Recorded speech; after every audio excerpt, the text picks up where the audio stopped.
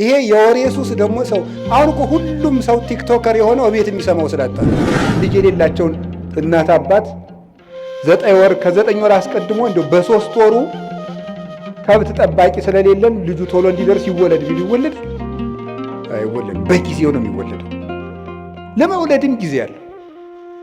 ጸጋም በጊዜው ነው የሚሰጠው። ጥያቄም በጊዜው ነው የሚመለሰው። ጊዜ አለው። አሁን ፈልጌያለሁ ቢባል አይሆንም።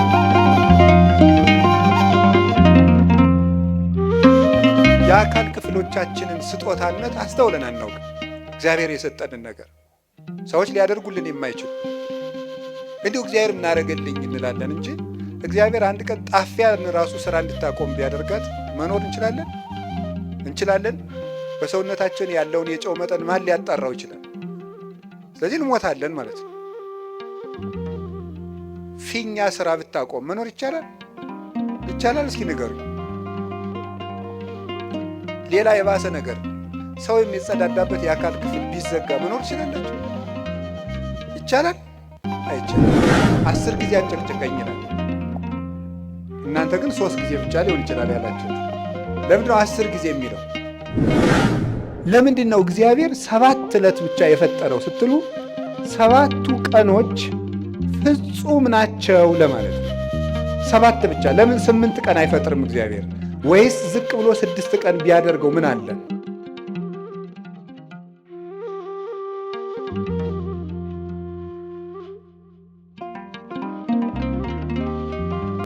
ክርስቶስን የማይሰማ ጆሮ ይነቀላል።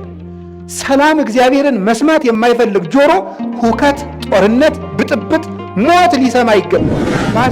የማስታወቂያ ሰሌዳ ለማንበብ የቀኑ እንመላለሳለን። ስራ ወጥቶ ይሆን ብለን ጥሩ ነው፣ ተመላለሱ። ባልና ሚስት አብራችሁ የምትሆኑበት ጊዜ የለም። አትተዋወቁም እኮ ሁላ።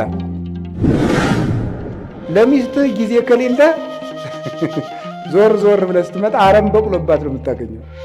አረም ይበቅልባታል። የነገር አረም፣ ሌላም አረም። የአረም አይነቶችን አግሪካልቸር ባለሙያ ጠይቁ። ባልና ሚስት ተጣልተው ምክር ፍለጋ ካህኑ ሲሄድ ተጣልተናል አስታርቅ ብሎ ለመናገር ከመጋባታችን በፊት የተዋወቅነው ወፍጮ ቤት ነበር። አንድ ሊቀ ጳጳስ አንዱን ሰው አገኙትና ልጄ ለምንድን ነው የማትማር አሉት። አይ ምን እየበላው ልማር አላቸው። ስትደነቁር ምን እየበላህ ደነቁር። እና አንድ ሰው ምን አለኝ፣ ኤአይ የሚባል መታልና ይጠቅመዎታል አንዳንድ ጥያቄ ቢጠይቁት አለኝ። እሺ ብዬ የሆነ ቀን የሆነ ጥያቄ ጠየቅኩትና ማብራሪያ ሰጠኝ። አላ የሰጠውን ማብራሪያ ኮፒ ፔስት አድርጌ ኖት ቡክ ላይ ገለበጥኩና ተመልሼ ፕሊስ ዲፋይን ኢት ኢን ዲቴል አልኩት ብየዋለሁ። የለም የላይኛው ኖት ምኑን አይለኝም።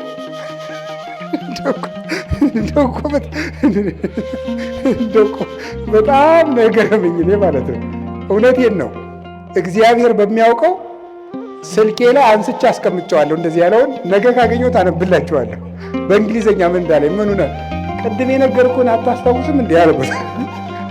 እና ምን አለ ይመስላችሁ? እኔ ስሜት የለኝም፣ ሴንስ የለኝም፣ ኢሞሽን የለኝም፣ ሜሞሪ የለኝም፣ አላስታውስም። መረጃ አጠራቅሜ ማቅረብ ብቻ ነው ስራዬ ያለ። ከቃሉ ጋር ናችሁ? ይኸው እንደዚያ ነው ማለት እየበተነ የማይሰበስብ ቻት ጂፒቲ። ጊዜ ለኦርቶዶክሳውያን ምንድን ነው የሚለውን ለኦርቶዶክሳውያን፣ ለእኛ ለክርስቲያኖች ጊዜ ምንድን ነው?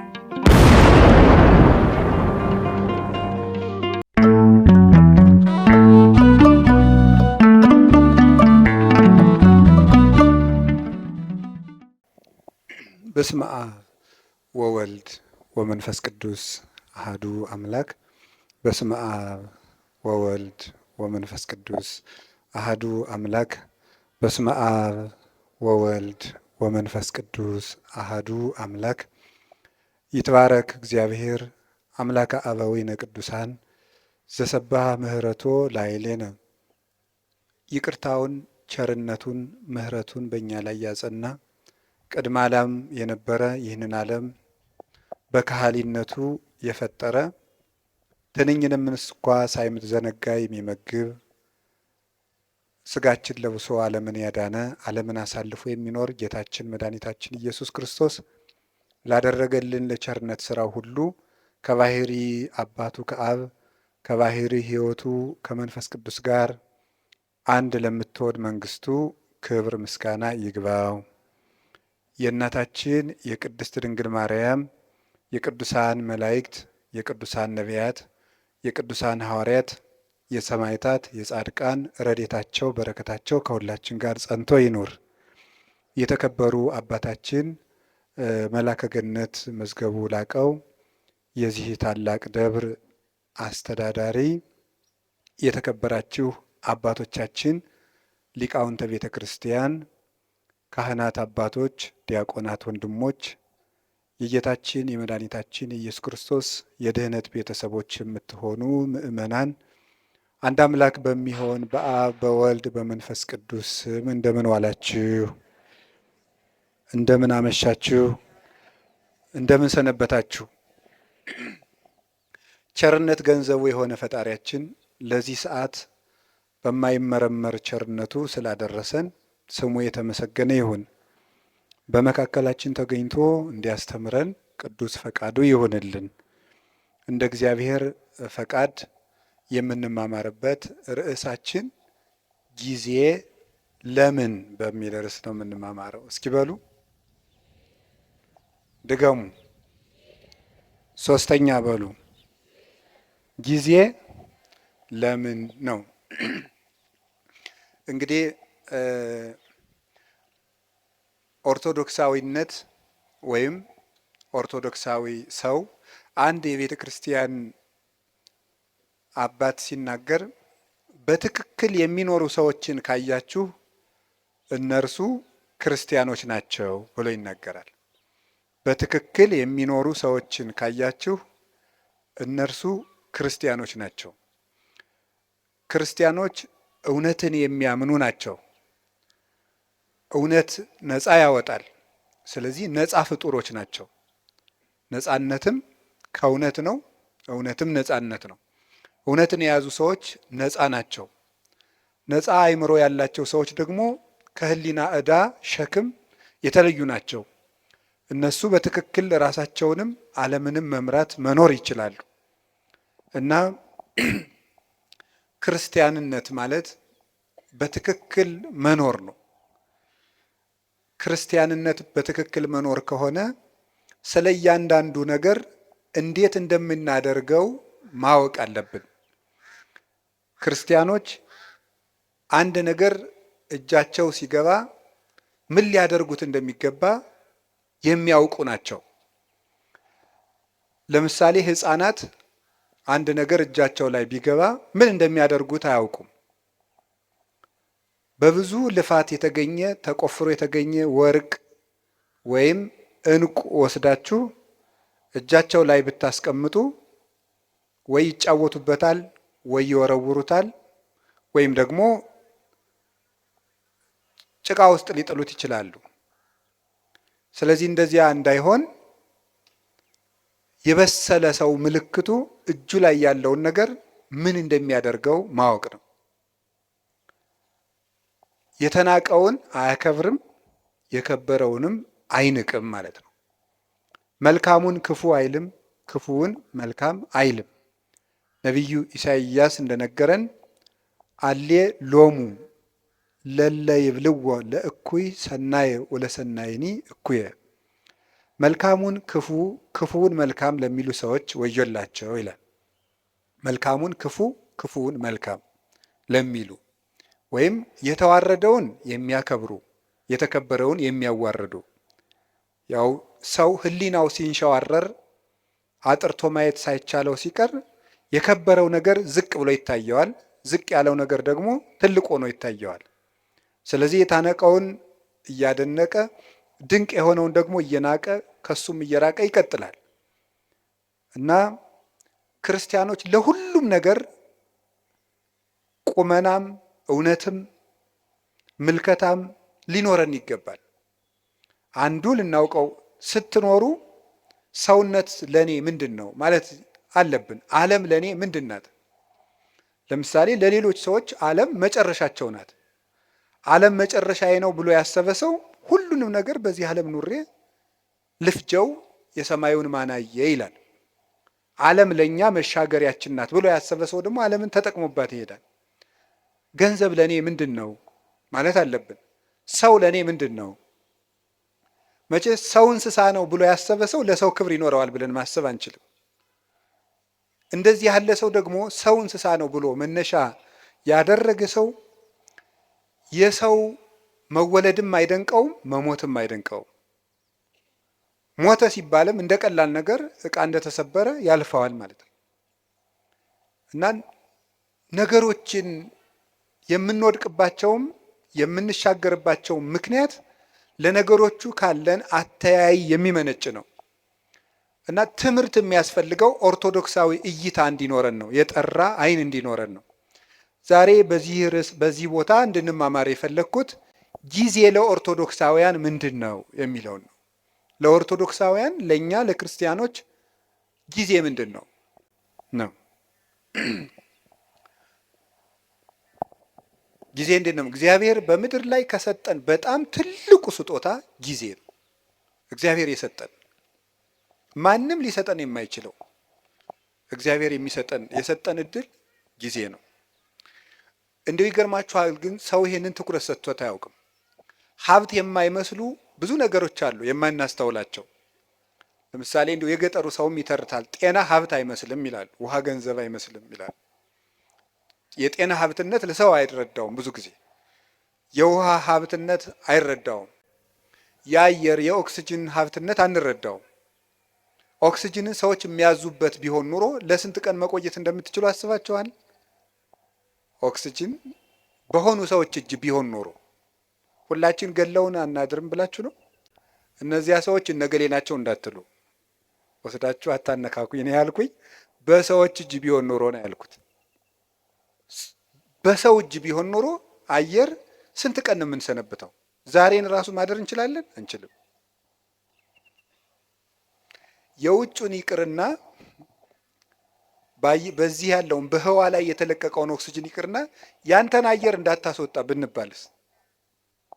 አይቻልም ብንባል እናድራለን? የራሳችን አየር እንዳይወጣ ብንከለከል መኖር እንችላለን? አንችልም። የአካል ክፍሎቻችንን ስጦታነት አስተውለን አናውቅም። እግዚአብሔር የሰጠንን ነገር ሰዎች ሊያደርጉልን የማይችሉ እንዲሁ እግዚአብሔር ምን አደረገልኝ እንላለን እንጂ እግዚአብሔር አንድ ቀን ጣፊያን ራሱ ስራ እንድታቆም ቢያደርጋት መኖር እንችላለን? እንችላለን? በሰውነታችን ያለውን የጨው መጠን ማን ሊያጣራው ይችላል? ስለዚህ እንሞታለን ማለት ነው። ፊኛ ስራ ብታቆም መኖር ይቻላል? ይቻላል? እስኪ ንገሩኝ። ሌላ የባሰ ነገር ሰው የሚጸዳዳበት የአካል ክፍል ቢዘጋ መኖር ትችላላችሁ? ይቻላል? አይቻልም። እግዚአብሔር የሰጠን የአካል ስጦታ ማንኛውም ሰው የከበረ ሰው እንኳን ከብሮ የሚውለው እኮ መጸዳዳት ስለቻለ ነው። እንዴት አድርገን እግዚአብሔር የሰጠንን አካል እያባከን ነው እንደሆነ ትማሩታላችሁ። እኔ ግን ዛሬ መናገር የፈለግኩት ስለ ጊዜ ነው። እግዚአብሔር ጊዜ ሰጥቶናል። ጊዜ በእግዚአብሔር ዘንድ ምንድን ነው? ጊዜ ፍጡር ነው፣ እንደምታውቁት መለኪያ ነው። እግዚአብሔር ያለ ጊዜ ነው የኖረው። ዘመን ሳይፈጠር እግዚአብሔር ነበረ። ጊዜ ፍጡር ነው። በቤተ ክርስቲያን አስተምሮ የመጀመሪያ ሰዓት ትባላለች። ቁጥር የተጀመረው መጋቢት 29 ቀን ነው። መጋቢት 29 እና መጋቢት 30 ሚያዝያ 1 በሊቃውንት አነጋገር ዕለተ ጠቢባን ይባላሉ። ጠቢባን ሥላሴ አንድ ሳይሉ 29 ብለው ስለጀመሩ ነው። እንዲህ ያለው ነገር ለማያምን ሰው አይረዳም። ቅዱስ ጳውሎስ አንደኛ ቆሮንቶስ ምዕራፍ 2 ላይ ሲናገር መንፈሳዊ ነገር ለስጋዊ ሰው ሞኝነት ይመስለዋል ይላል።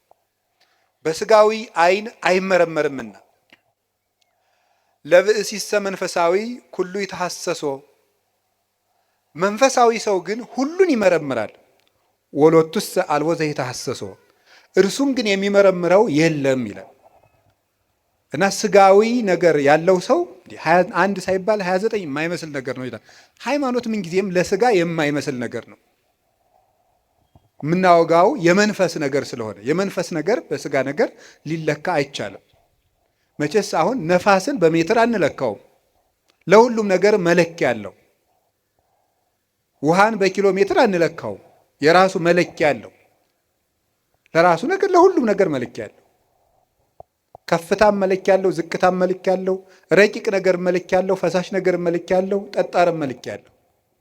እንዲሁ መንፈሳዊ ነገርም የራሱ መለኪያ አለው። ውሃውን በሜትር ጤፉን ደግሞ በሊትር መቼስ ልለካው አይባልም። መለኪያ አለው። የነፍስም ነገር የራሱ መለኪያ የራሱ ዩኒት ስታንዳርድ አለው። ስለዚህ የነፍስን ነገር የምንረዳው እግዚአብሔርን በመፍራት ነው። እግዚአብሔር ጊዜን ሳይፈጥር ነበረ፣ ጊዜን ፈጠረ። የመጀመሪያዋ ሰዓት መጋቢት 29 ቀን ፈጠረ። ጊዜ በጊዜ ምን እንደተደረገ አስተውሉ። በጊዜ ከተደረጉ ነገሮች አንዱ እግዚአብሔር በጊዜ ይሄንን ዓለም ፈጥሮታል። ይሄንን ዓለም ፈጠረ። 7 ዕለታትን ፈጠረና አቆመ።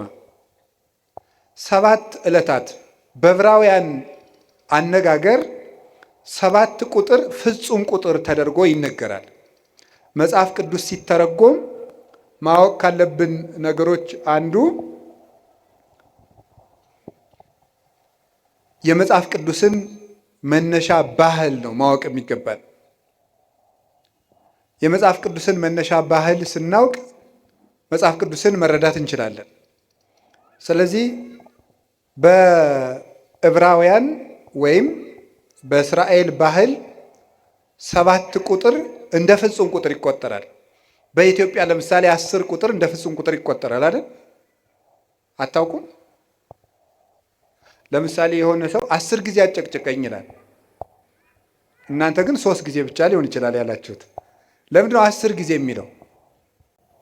ጭራሽ ማለት ነው፣ ፍጹም ማለት ነው። ምን 30 ጊዜ ጨቀጭቀኝ ያላያ ይላል። በዕብራውያን 7 ቁጥር ፍጹም ነው ብያችሁ ነበረ። እስመ ሁልቆ ሳብዕ በሀበ ዕብራውያን ፍጹም ውእቱ። በዕብራውያን በእስራኤል 7 ቁጥር ፍጹም ነው ይላል እግዚአብሔር። ስለዚህ ምን አደረገ? 7 ዕለታት ብቻ ፈጠረ። ለምንድን ነው እግዚአብሔር 7 ዕለት ብቻ የፈጠረው ስትሉ 7ቱ ቀኖች ፍጹም ናቸው ለማለት ነው። 7 ብቻ። ለምን 8 ቀን አይፈጥርም እግዚአብሔር? ወይስ ዝቅ ብሎ 6 ቀን ቢያደርገው ምን አለ? የዓመቱን መለኪያ 7 ቀን ያደረገው ለምን ይመስላችኋል? 7ቱም ዕለታት ፍጹም ናቸው ይላል። እንዲያውም ልንገራችሁ፣ የዚህ ዓለም ዋና ምሰሶዎች 7 ዕለታት ናቸው። በመጽሐፈ ምሳሌ ምዕራፍ 9 ከቁጥር 1 ጀምሮ እንዲህ ይላል፣ ጥበብ ሐነጸት ቤተ ወአቀመት ላቲ 7 አዕማደ። ጥበብ ቤቷን ሰራች 7 ምሰሶዎችንም አቆመች ይላል። ጥበብ ቤቷን ሰራች። ጥበብ የተባለ እግዚአብሔር ወልድ ነው። መንፈሳዊ ትርጉም አለው። የዛሬው ዓላማችን ግን እሱ አይደለም። ጥበብ ወልድ ይችን ዓለም ፈጠረች፣ 7 ምሰሶ አቆመች ማለት 7 ዕለታትን ፈጠረች ማለት ነው። 7ቱ ዕለታት ለምንድን ነው ምሰሶ የተባሉ ሲባል ምሰሶ ቤቱን እንደሚያጸናው በዚህ ዓለም የሚኖር ነገር ሁሉ ጸንቶ የሚኖረው በ7ቱ ዕለታት በሚሰራ ስራ ነው ማለት ነው። ምሰሶው ሲፈርስ ወይም ምሰሶ ቢነቀል ቤቱ እንደሚናድ ሁሉ የሰው ልጅ ሕይወቱ የሚናደው ወይም የሚፈርሰው በ7ቱ ቀናት በሚሰራቸው ስራዎች ናቸው። 7 ቀን የምንሰራው ስራ ወይ ሕይወታችንን ያፈርሳል ወይ ሕይወታችንን ይሰራል። ምሰሶዎቹ በትክክል የቆሙለት ቤት እንደማይፈርሰው 7ቱን ዕለታት እንዴት መጠቀም እንደሚችል የሚያውቅ ሰው የጸና ቤት ይኖረዋል። የልብ ቤት፣ የአይምሮ ቤት፣ የስጋ ቤት፣ የነፍስ ቤት ይኖረዋል ማለት ነው። ስለዚህ ዕለታትን ከመጠቀም ነው። እንኳን እኛ እግዚአብሔር ራሱ ቀን ተጠቅሞ ነው ስራ የሰራ። ቀንን የማይጠቀም ሰው ምንም ማድረግ አይችልም። እግዚአብሔር 6 ቀን ነው ይህን ዓለም የፈጠረው። አይገርማችሁም? በ6 ቀን ዓለምን ፈጠረ። ምን ማለቱ ይመስላችኋል? ኋላ ያን 6 ቀን ደግሞ ለእኛ ሰጠን። የሰጠኋችሁ 6 ቀን እኔ ዓለምን የፈጠርኩበት ነው። እናንተ የምትቀልዱበት እሁድ 4 ባህሪያት የተፈጠሩበት ነው። መሬት፣ ውሃ፣ ነፋስ፣ እሳት፣ አራቱ ባህርያት፣ 7 መላእክት፣ 7 ሰማያት፣ መላእክት፣ ብርሃን፣ 8 ፍጥረታትን ያከናወንኩበት ቀን ነው። እናንተ የምትቀልዱበት ሰኞ ይሄን የምታዩትን ጠፈር የዘረጋውበት ቀን ነው። እናንተ የምትቀልዱበት ማክሰኞ በምድር ላይ ያሉ እጽዋትን ሁሉ የፈጠርኩበት ቀን ነው። እናንተ እንደዋዛ የምትገፉት ረቡዕ በዚህ ዓለም የሚያሸበርቁ ፀሐይ፣ ጨረቃ፣ ከዋክብትን ያበራሁበት ቀን ነው። እናንተ በስንፍና የምትሸኙት ሐሙስ በባህር ውስጥ ያሉ አዞ፣ ጉማሬ፣ ሌሎችን አሳ አንበሪዎችን፣ በክንፍ የሚበሩትን፣ በእግራቸው የሚሽከረከሩትን፣ በክንፋቸው የሚበሩትን ሁሉ ያስገኘውበት ቀን ነው። እናንተ በዋዛ በፈዛዛ የምታሳልፉት ዓርብ በአርአያዬ በአምሳሌ ሰውን የፈጠርኩበት ቀን ነው ማለቱ ነበረ። ሰኞ፣ ማክሰኞ፣ ረቡዕ እንደዋዛ ሲያልፉ እነዚህ ትዝ ብሏቸው ያውቃሉ? እነዚህ ሁሉ ዓለማት 20 ዓለም ነው ያለው። አሁን እኛ ከ20 ዓለማት የምንኖረው በአንዷ በዳረጎቷ በጫፏ በዚች ምድር ነው። እግዚአብሔር የፈጠረው 20 ዓለም ነው። ከ20ኛው በዚች ዓለም የምናየው ነገር ሁሉ እንኳን ተመርምሮ አይዘለቅም። ሕሊና ራሱ ይደክማል ቢያስብ። እንኳንስ ሌላውን ያንን ሰው ተፈጥሮ እንኳን ብታዩት ሊገባን አይችልም። እንደዚህ ያሉ ድንቅ ነገሮች የተደረጉት በ6 ቀን ነው። የጊዜን ጥቅም አያችሁት? በ7ኛው ቀን እግዚአብሔር አረፈ። ምን ማለት ይመስላችኋል? እግዚአብሔር 6 ቀን ሰራና አረፈ። ስራችሁ ብዙ ይሁን እረፍታችሁ ጥቂት ይሁን ማለቱ ነበረ። በቁሙ ነው። ወርቅ አለው፣ መንፈሳዊ ትርጉም አለው። ስራችሁ ብዙ ይሁን እረፍታችሁ ግን ጥቂት ይሁን።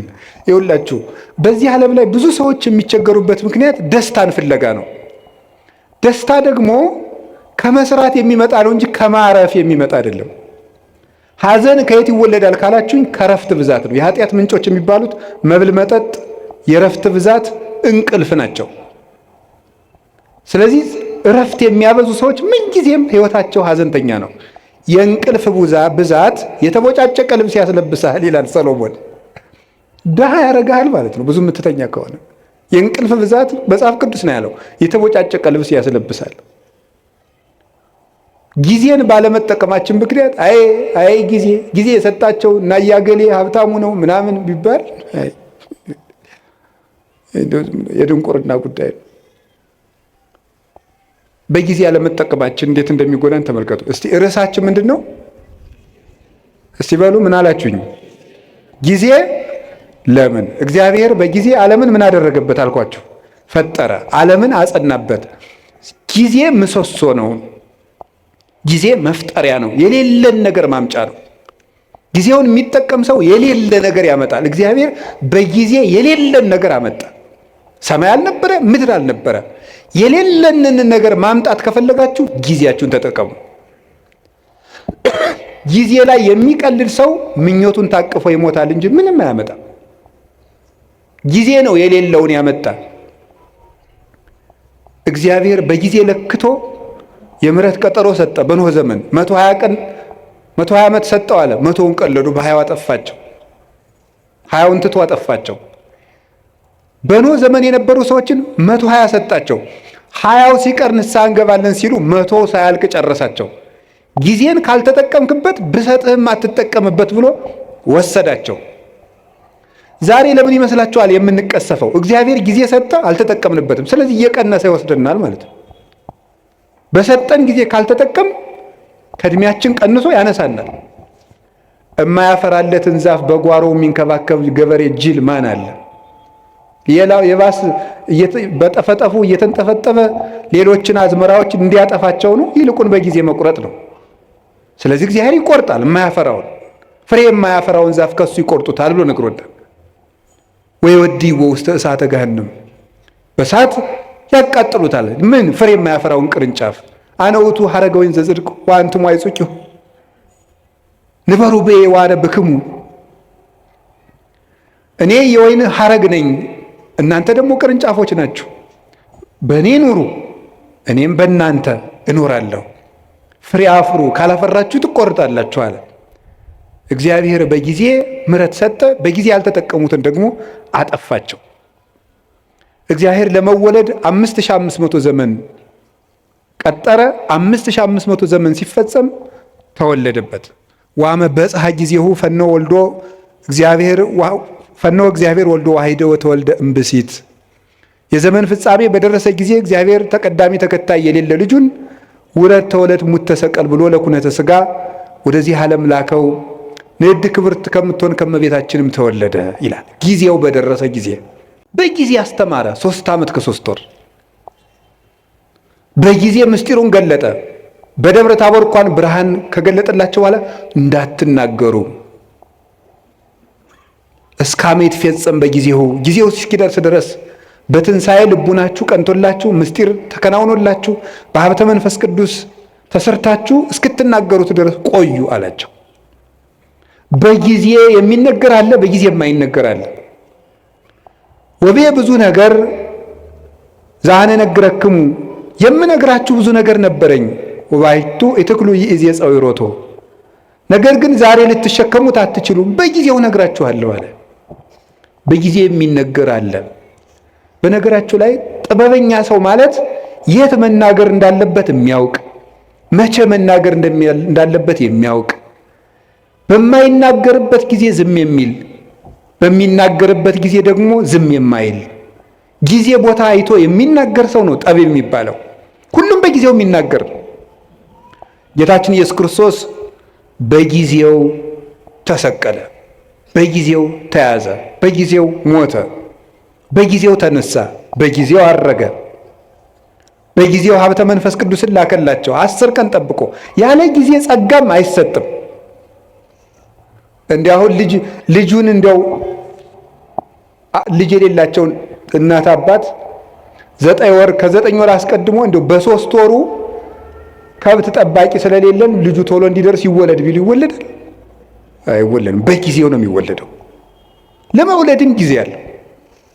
ጸጋም በጊዜው ነው የሚሰጠው። ጥያቄም በጊዜው ነው የሚመለሰው። ጊዜ አለው። አሁን ፈልጌያለሁ ቢባል አይሆንም፣ በጊዜው ይሆናል። መቆየት ያለብንን መቆየት። እግዚአብሔር በጊዜው ሁሉን ሰራ። እንግዲህ ደግሞ በጊዜው ይመጣል። ያ ጊዜ መቼ እንደሆነ ደግሞ አታውቁም ብሎናል።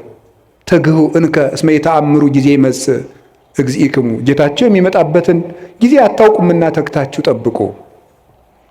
ሶበሰ አይመረ በአለቤት ጊዜ ይመጽእ ሰራቂ እምተጋ ወሃለወ፣ ባለቤት ሌባ የሚመጣበትን ጊዜ ቢያውቅ ኑሮ በዚያች ሰዓት ይተጋ ነበር። ግን ሌባው መቼ እንደሚመጣ ስለማያውቅ ሌሊቱን ሙሉ መትጋት አለበት። እናንተም ጌታችሁ የሚመጣበትን ሰዓት ብታውቁት በዚያች ሰዓት ብቻ ትተጉ ነበር። ግን ጌታችሁ በ10 ዓመታችሁ ይምጣ፣ በ20 ዓመታችሁ፣ በ30 ዓመታችሁ ይምጣ፣ በ50 ዓመታችሁ፣ ስትጀምሩ ይምጣ፣ ስትጨርሱ አታውቁትም። ስታገቡ ይምጣ፣ ስትሸመግሉ ይምጣ፣ ሳታገቡ ይምጣ፣ ስታገቡ ይምጣ፣ አታውቁትም። በድህነታችሁ ጊዜ ይምጣ፣ በሀብታችሁ ጊዜ ይምጣ፣ ስትሾሙ ይምጣ፣ ስትሻሩ ይምጣ፣ የምታውቁት ነገር የለም። በሰጣችሁ ጊዜ ተዘጋጅታችሁ ኑሩ ብሎ ሰጥቶናል። ጊዜ እንዲህ ያለ ሀብት ነው። የእግዚአብሔር ቤተሰቦች በጊዜ እንጠቀምበት። ጊዜን አባቶቻችን ብዙ ሰርተውበታል። ቅዱስ ቂርቆስ ያን ሁሉ ሰማዕትነት ሲፈጽም የስንት ዓመት ልጅ ነበር? የ3 ዓመት ልጅ ነው። ድንግል ማርያም የአምላክ እናት ስትሆን የስንት ዓመት ልጅ ነበረች? የ15 ዓመት ልጅ ነበረች። እንግዲህ እዚህ ውስጥ 50ም አለ 60ም አለ። እንደገና ደግሞ ወጣት ነኝ እያላችሁ የምትቀልዱ ሁሉ ገና ልጅ አይደለው እንደ የምትሉ ለተንኮል ሲሆን ልጅ ነኝ አትሉ። ቁራው ሲሏችሁ ልጅ ነኝ ትላላችሁ። ኃጢአት ሲሆን ልጅ ነኝ አትሉም ትላላችሁ። አረ ይሄ ልጅ ነኝ ገና ቆይ ይሄን አትስጡኝ ትላላችሁ አትሉ። ግጥም አድርጎ ለመብላት ልጅ ነኝ የሚል አለ እንዴ? አይጣላ ድረስ አይደል? አሁን ማለት ተገኝቶ ነው። እንዲሁም ትንንሹ ነው ብዙ የሚበላ። ለማመንዘር ልጅ ነኝ የሚል አለ? የለም። ትንሹም ትልቁም ነው። ለጽድቅ ሲሆን ልጅ ነኝ አትበል ብሏል። ሕፃን ነኝ ኢትበል እስመ ንዑስ አነ፣ እኔ ልጅ ነኝ አትበል ብሏል። ትንቢተ ኤርምያስ ምዕራፍ 1 ቁጥር 8 ላይ ለበጎ ነገር ልጅ ነኝ አትበል። ስለዚህ የእግዚአብሔር ቤተሰቦች ቅዱስ ጊዮርጊስ 4 ጊዜ ሞቶ ሲነሳ ያ ሁሉ ሰማዕትነት ሲፈጽም ጠቅላላ ዕድሜው 27 ዓመት ነው። በጊዜ አባቶቻችን ተጠቀሙበት። በቀኝ የተሰቀለው ወንበዴ መንግሥተ ሰማያትን የወረሳት በ3 ሰዓት ዝግጅት ነው። ለተጠቀመበት ሰው 3 ሰዓት መንግሥተ ሰማያትን ያስገኛል። አብሮ የቆመው ሰው ደግሞ በዚያው ሲኦልን አግኝቷል እድሜ ዘመኑ። አንድ ቀን የሰማ ሰው ዘኬዎስ ተመልሶ ጊዜውን ተጠቅሞ መንግሥተ ሰማያት ገብቷል። 3 ዓመት አብሮ የቆየው ይሁዳ ጊዜውን መቀለጃ ስላደረገው ከክርስቶስ መንግሥት ውጭ ሆኗል። በጊዜ የሚቀልል ሰው ይሁዳ ጊዜውን እንደ ዕድል መጠቀም ሲገባው መተናኮያ ያደረገው። ምን አደረገ መስላችሁ? ክርስቶስን እኔ እሸጠዋለሁ አለ። እሸጥና እሱ እንደለመደ በታምራቱ ያመልጣል። ከዚያ በኋላ ደግሞ እኔ መመልሼ ገንዘቤን በልቼ መምህር የብዬ ከእሱ ጋር ታሪቄ እቀጥላለሁ አለው። ጊዜው ግን መሽቶ ነበር። ክርስቶስ ተያዘ። ደርሷላ። ሲሰርቅ የነበረበት ጊዜ አለቀ። በቃ አለ። እግዚአብሔር መቅረዚቱን አጠፋት። ከዚያስ ምን አደረገ ደግሞ? ጌታ ከማረጉ በፊት ከመሞቱ በፊት እኔ ተቀድሜ ሙቼ ሲኦል ቆየዋለሁ፣ ነፍሳትን ሲያወጣ ያወጣኛል አለ። አይ ይሁዳ አልፏል። እሱ መች ምን አደረገ ጌታ? የለም ይሁዳ ዛሬም አትሞትም ብሎ ግንባሩ ተፈጥፍጦ ቆይ፣ ሆዱ ተዘርግፎ ቆየ። ከዛ ምን አደረገ ጌታ? ሲያርግ አንተ ያሰቀልከው ሰው እኮ አረገ አሉት። እኔን ሳያወጣኝ ብሎ ደንግጦ እወጣለሁ ሲል ከመቃኑ ላይ ከደጃፍ ወይም ከበሩ ላይ ግንባሩ ተፈጥፍጦ ሞተ ይላል። ምን አድርጎ ስትሉኝ፣ በጊዜ ቀልዶ የእግዚአብሔር የምሕረት ጊዜው አብቅቶ በቃይ ብሎ እግዚአብሔር ታገሰው። 3 ዓመት ቻለው። አብሮት እየዋለ ሙዳየ ምጽዋቱን እየሰረቀ ማይምረ ኅቡዓት ክርስቶስ አብሮት እያለ እየሰረቀ የሚያውቀውን ጌታ እንዳላዋቂ መጥቶ አብሮት በሀከረቢ መምህር ደህና ዋልክ እያለ የልቡን በልቡ እያደረገ 3 ዓመት ቻለው። በቃኝ አለ እግዚአብሔር። ቸርነትን ላልተጠቀመበት መዓት ይታዘዝለታል። እግዚአብሔር ጊዜ የሚሰጠው ለቸርነት ነው። የተአምርኑ ከመሳይሉ ለእግዚአብሔር ኪያከ ያገርህ በንስሐ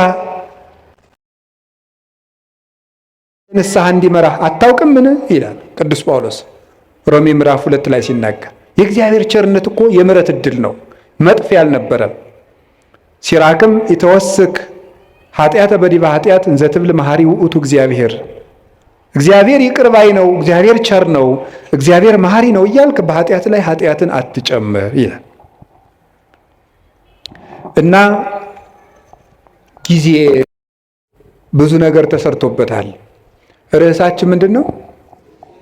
ንገሩኝ እንጂ ጊዜ ለምን?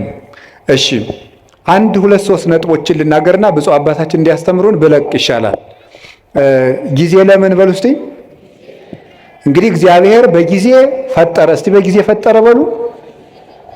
በጊዜ መጣ፣ በጊዜ ሞተ፣ በጊዜ ተነሳ፣ በጊዜ አረገ፣ በጊዜ ይመጣል በሉ። በጊዜ ምን ይላል? ይመጣል። ጊዜ እግዚአብሔር ይህን ሁሉ ሰርቶበታል። አሁን እኛ በጊዜ ምን እናድርግ ነው ርዕሳችን። እስኪ ጊዜ ለምን በሉ። እሺ የመጀመሪያው ጊዜ ለእግዚአብሔር በሉ። ሁላችሁም በሉ እስኪ ድገሙ። አሁን ከዛሬ በኋላ ይሄ እኮ መመሪያ ነው። እንግዲህ የኑሮ መመሪያ እየነገርኳችሁ ነው። የመጀመሪያ መርሃችን እዚህ ውስጥ የተሰበሰብነው ጊዜ ለማን መመሪያችን ነው። ከዛሬ ጀምሮ ጊዜ ለማን? አንድ ድገሙ። ጊዜ ለእግዚአብሔር። ከእግዚአብሔር ጋር መኖር ነው። ጊዜ የተሰጠው እግዚአብሔርን ልናመልክበት ነው። ስብሐ ለዕለተ ይሴብሐከ ቅዱስ ዳዊት በቀን 7 ጊዜ አመሰግንሃለሁ ይላል። ጠዋት 12 ሰዓት እንደተማራችሁት ካሁን በፊት ብርሃን ሌሊቱን አሳልፈህ ብርሃን የሰጠኸኝ ጌታ ብለን፣ በብርሃን የፈጠርከኝ ጌታ ብለን፣ ለእኔ ስትል ማለዳ ከሐና ከቀያፋ ፊት በ12 ሰዓት ተከሰስክልኝ ብለን 3 ሰዓት እንጸልያለን። ሔዋን የተፈጠረችበት ቅድስት ድንግል ማርያም ብስራተ መላክን የተሰማችበት ለሁሉ ፍትህ የሚሰጥ ጌታ በ3 ሰዓት ከጲላጦስ ፊት ተከሶ የቀረበበት 3 ሰዓት 6 ሰዓት አዳም የተሳሳተበት የሰው ልጅ አይምሮ የሚደክምበት ደህና ሲጫወት የቆየው ሰውዬ 6 ሰዓት ላይ ማዛጋት ይጀምራል። 6 ሰዓት አጋንንት የሚሰለጥኑበት ሰው የሚደክምበት ጊዜ ነው። አዳምም የሳተበት ጊዜ ነው። 6 ሰዓት ደግሞ እግዚአብሔር ሁሉ ክርስቶስ የተሰቀለበት ሰዓት ነው። በዚያ ሰዓት አንዲት አቡነ ዘበሰማያት እንኳን መድገም 9 ሰዓት ጸሎት የሚያርግበት መስዋዕት የሚያርግበት ጌታ ነፍሱን ከስጋው የለየበት ለእኔም ጥሩ አሟሟት ስጠኝ ለማለት ለእኛ ሲል መራራ ሐሞት የጠጣበት ጎኑን ተወግቶ ማየገቦ ያፈሰሰበት 11 ሰዓት የተቀበረበት ነፍሳትን ከሲኦል ያወጣበት ሰዓት እግዚአብሔር አዳምን ፍለጋ የመጣበት እግዚአብሔር በ11 ሰዓት ነው አዳም ወዴት ነህ እያለ የበለስ ቅጠል ያገለደውን መሆን አዳም ፍለጋ በገነት ዛፍ መሃል የመጣው 11 ሰዓት የቀን ፍጻሜ ነው። በዘመን ፍጻሜ መጥቻ አድንሃለሁ እያለው ነው። ስለዚህ በ11 ሰዓት ጌታዬ ሆይ እኔንም ፈልገኝ ብሎ መጸለይ ይፈልጋል። እኔም ጫካ ውስጥ ነኝ ፈልገኝ ብልም ማታ ምሽት ሰዓት የመጣውን ግርማ ሌሊት በሰላም አሳድረኝ፣ ለእኔ ስትል በምሽት 3 ሰዓት እንደ ወንበዴ ታሰርክልኝ ብሎ ማታ መጸለይ ይገባል። ቀኑን ሁሉ ለእግዚአብሔር መስጠት። ከእግዚአብሔር ጋር ጊዜ የሌለው ሰው እግዚአብሔርም ከሱ ጋር ጊዜ የለውም። ለእግዚአብሔር ጊዜ ከሌላችሁ እግዚአብሔርም ለእናንተ ጊዜ አይሰጥም። እንዴ ለእግዚአብሔር እንዴት ጊዜ ታጣላችሁ? እኔ እኮ ይገርመኛል። እግዚአብሔር የቲክቶክን ሩብ ይደርሰዋል ዛሬ? እስኪ ንገሩኝ፣ ይደርሰዋል ወይ? እንዴት ተጣድፎ ሰው እንዴት ተጣድፎ የዘወትር ጸሎቱን እንዲሁ ያም ካደረሰ ነው ተጣድፎ ጨርሶ ግን ፌስቡክ ላይ ቲክቶክ ላይ ግን ተጥዶ ነው የሚውለው። እባካችሁ ለእግዚአብሔር ጊዜ ስጡ። እውነቴን ነው። ለእግዚአብሔር ጊዜ ከሌላችሁ ትጠፋላችሁ። የእውነቴን ነው። ለማስቀደስ ጊዜ የሌላችሁ ሰዎች እድሜያችሁ ያጥራል። ለዘወትር ጸሎት እድሜ ከሌላችሁ ጊዜ ከሌላችሁ ከእግዚአብሔር ጋር ለመገናኘት መጽሐፍ ቅዱስ ለማንበብ ጊዜ የሌላችሁ ጊዜ የለኝም ደግሞ እንዲው እናንተ ጉራችሁ እኮ ያልቀው። እስቲ ፌስቡክ ውስጥ የምታነቡት ቴክስት ቢደመር እንደው 20 ገጽ አይሆንም? መጽሐፍ ብናረገው አይታተምም? ብሮሸር ብናረገው ይሆናል እኮ ስትደዘድዙት የምትሉት። እንዴት ነው ጊዜ የሌላችሁ? ወእግዚአብሔር ይነግሮሙ ለሕዝቡ መጽሐፍ አንድ ከዛ እናንተ የሚመስላችሁ አንድ ሳምንት እና ጌታዬ ሕይወቴን ንገረኝ። እንዴ ምኑን ነው የሚነግራችሁ? ጅል ነህ ብሎ ይንገራችሁ? ጌታዬ ሕይወቴን ንገረኝ ምንድን ነው የሚነግራችሁ ነው? እየነገራችሁ መስለኝ። መዝሙር 86 ላይ እግዚአብሔር ይነግሮሙ ለሕዝቡ በመጽሐፍ እግዚአብሔር ለሕዝቡ በመጽሐፍ ይነግራቸዋል አለ። እስኪ በሉ እግዚአብሔር ለሕዝቡ በሉ በምን ይነግራቸዋል? በመጽሐፍ ይነግራቸዋል። መጽሐፍ ማለት እግዚአብሔር ለኛ የሚናገርበት። ጸሎት ማለት ጸሎት ብሂል ተናግሮ ምስለ እግዚአብሔር ጸሎት ከእግዚአብሔር ጋር መነጋገር ነው ይላል። ጸሎት ከእግዚአብሔር ጋር መነጋገር ነው። መጽሐፍ ማንበብ ደግሞ እግዚአብሔር ለኛ የሚነግርበት ሰን ነው። አጸም ዘይነብበኒ እግዚአብሔር አምላኬ እስመ ውእቱ ይነብብ ሰላም ለሕዝቡ። ፈጣሪ እግዚአብሔር የሚናገረኝን እሰማለሁ እርሱ ለሕዝቡ ፍቅር አንድነትን ይናገራልና ይላል ቅዱስ ዳዊት። እግዚአብሔርን ለመስማት ጆሮ የሌለው መጽሐፍ ቅዱስ ለማንበብ በቀን 5 ደቂቃ የሌለው ሰው በየቀኑ ሁከት ሊሰማ ይገባዋል። እንዲህ ያለ ጆሮ ይነቀላ።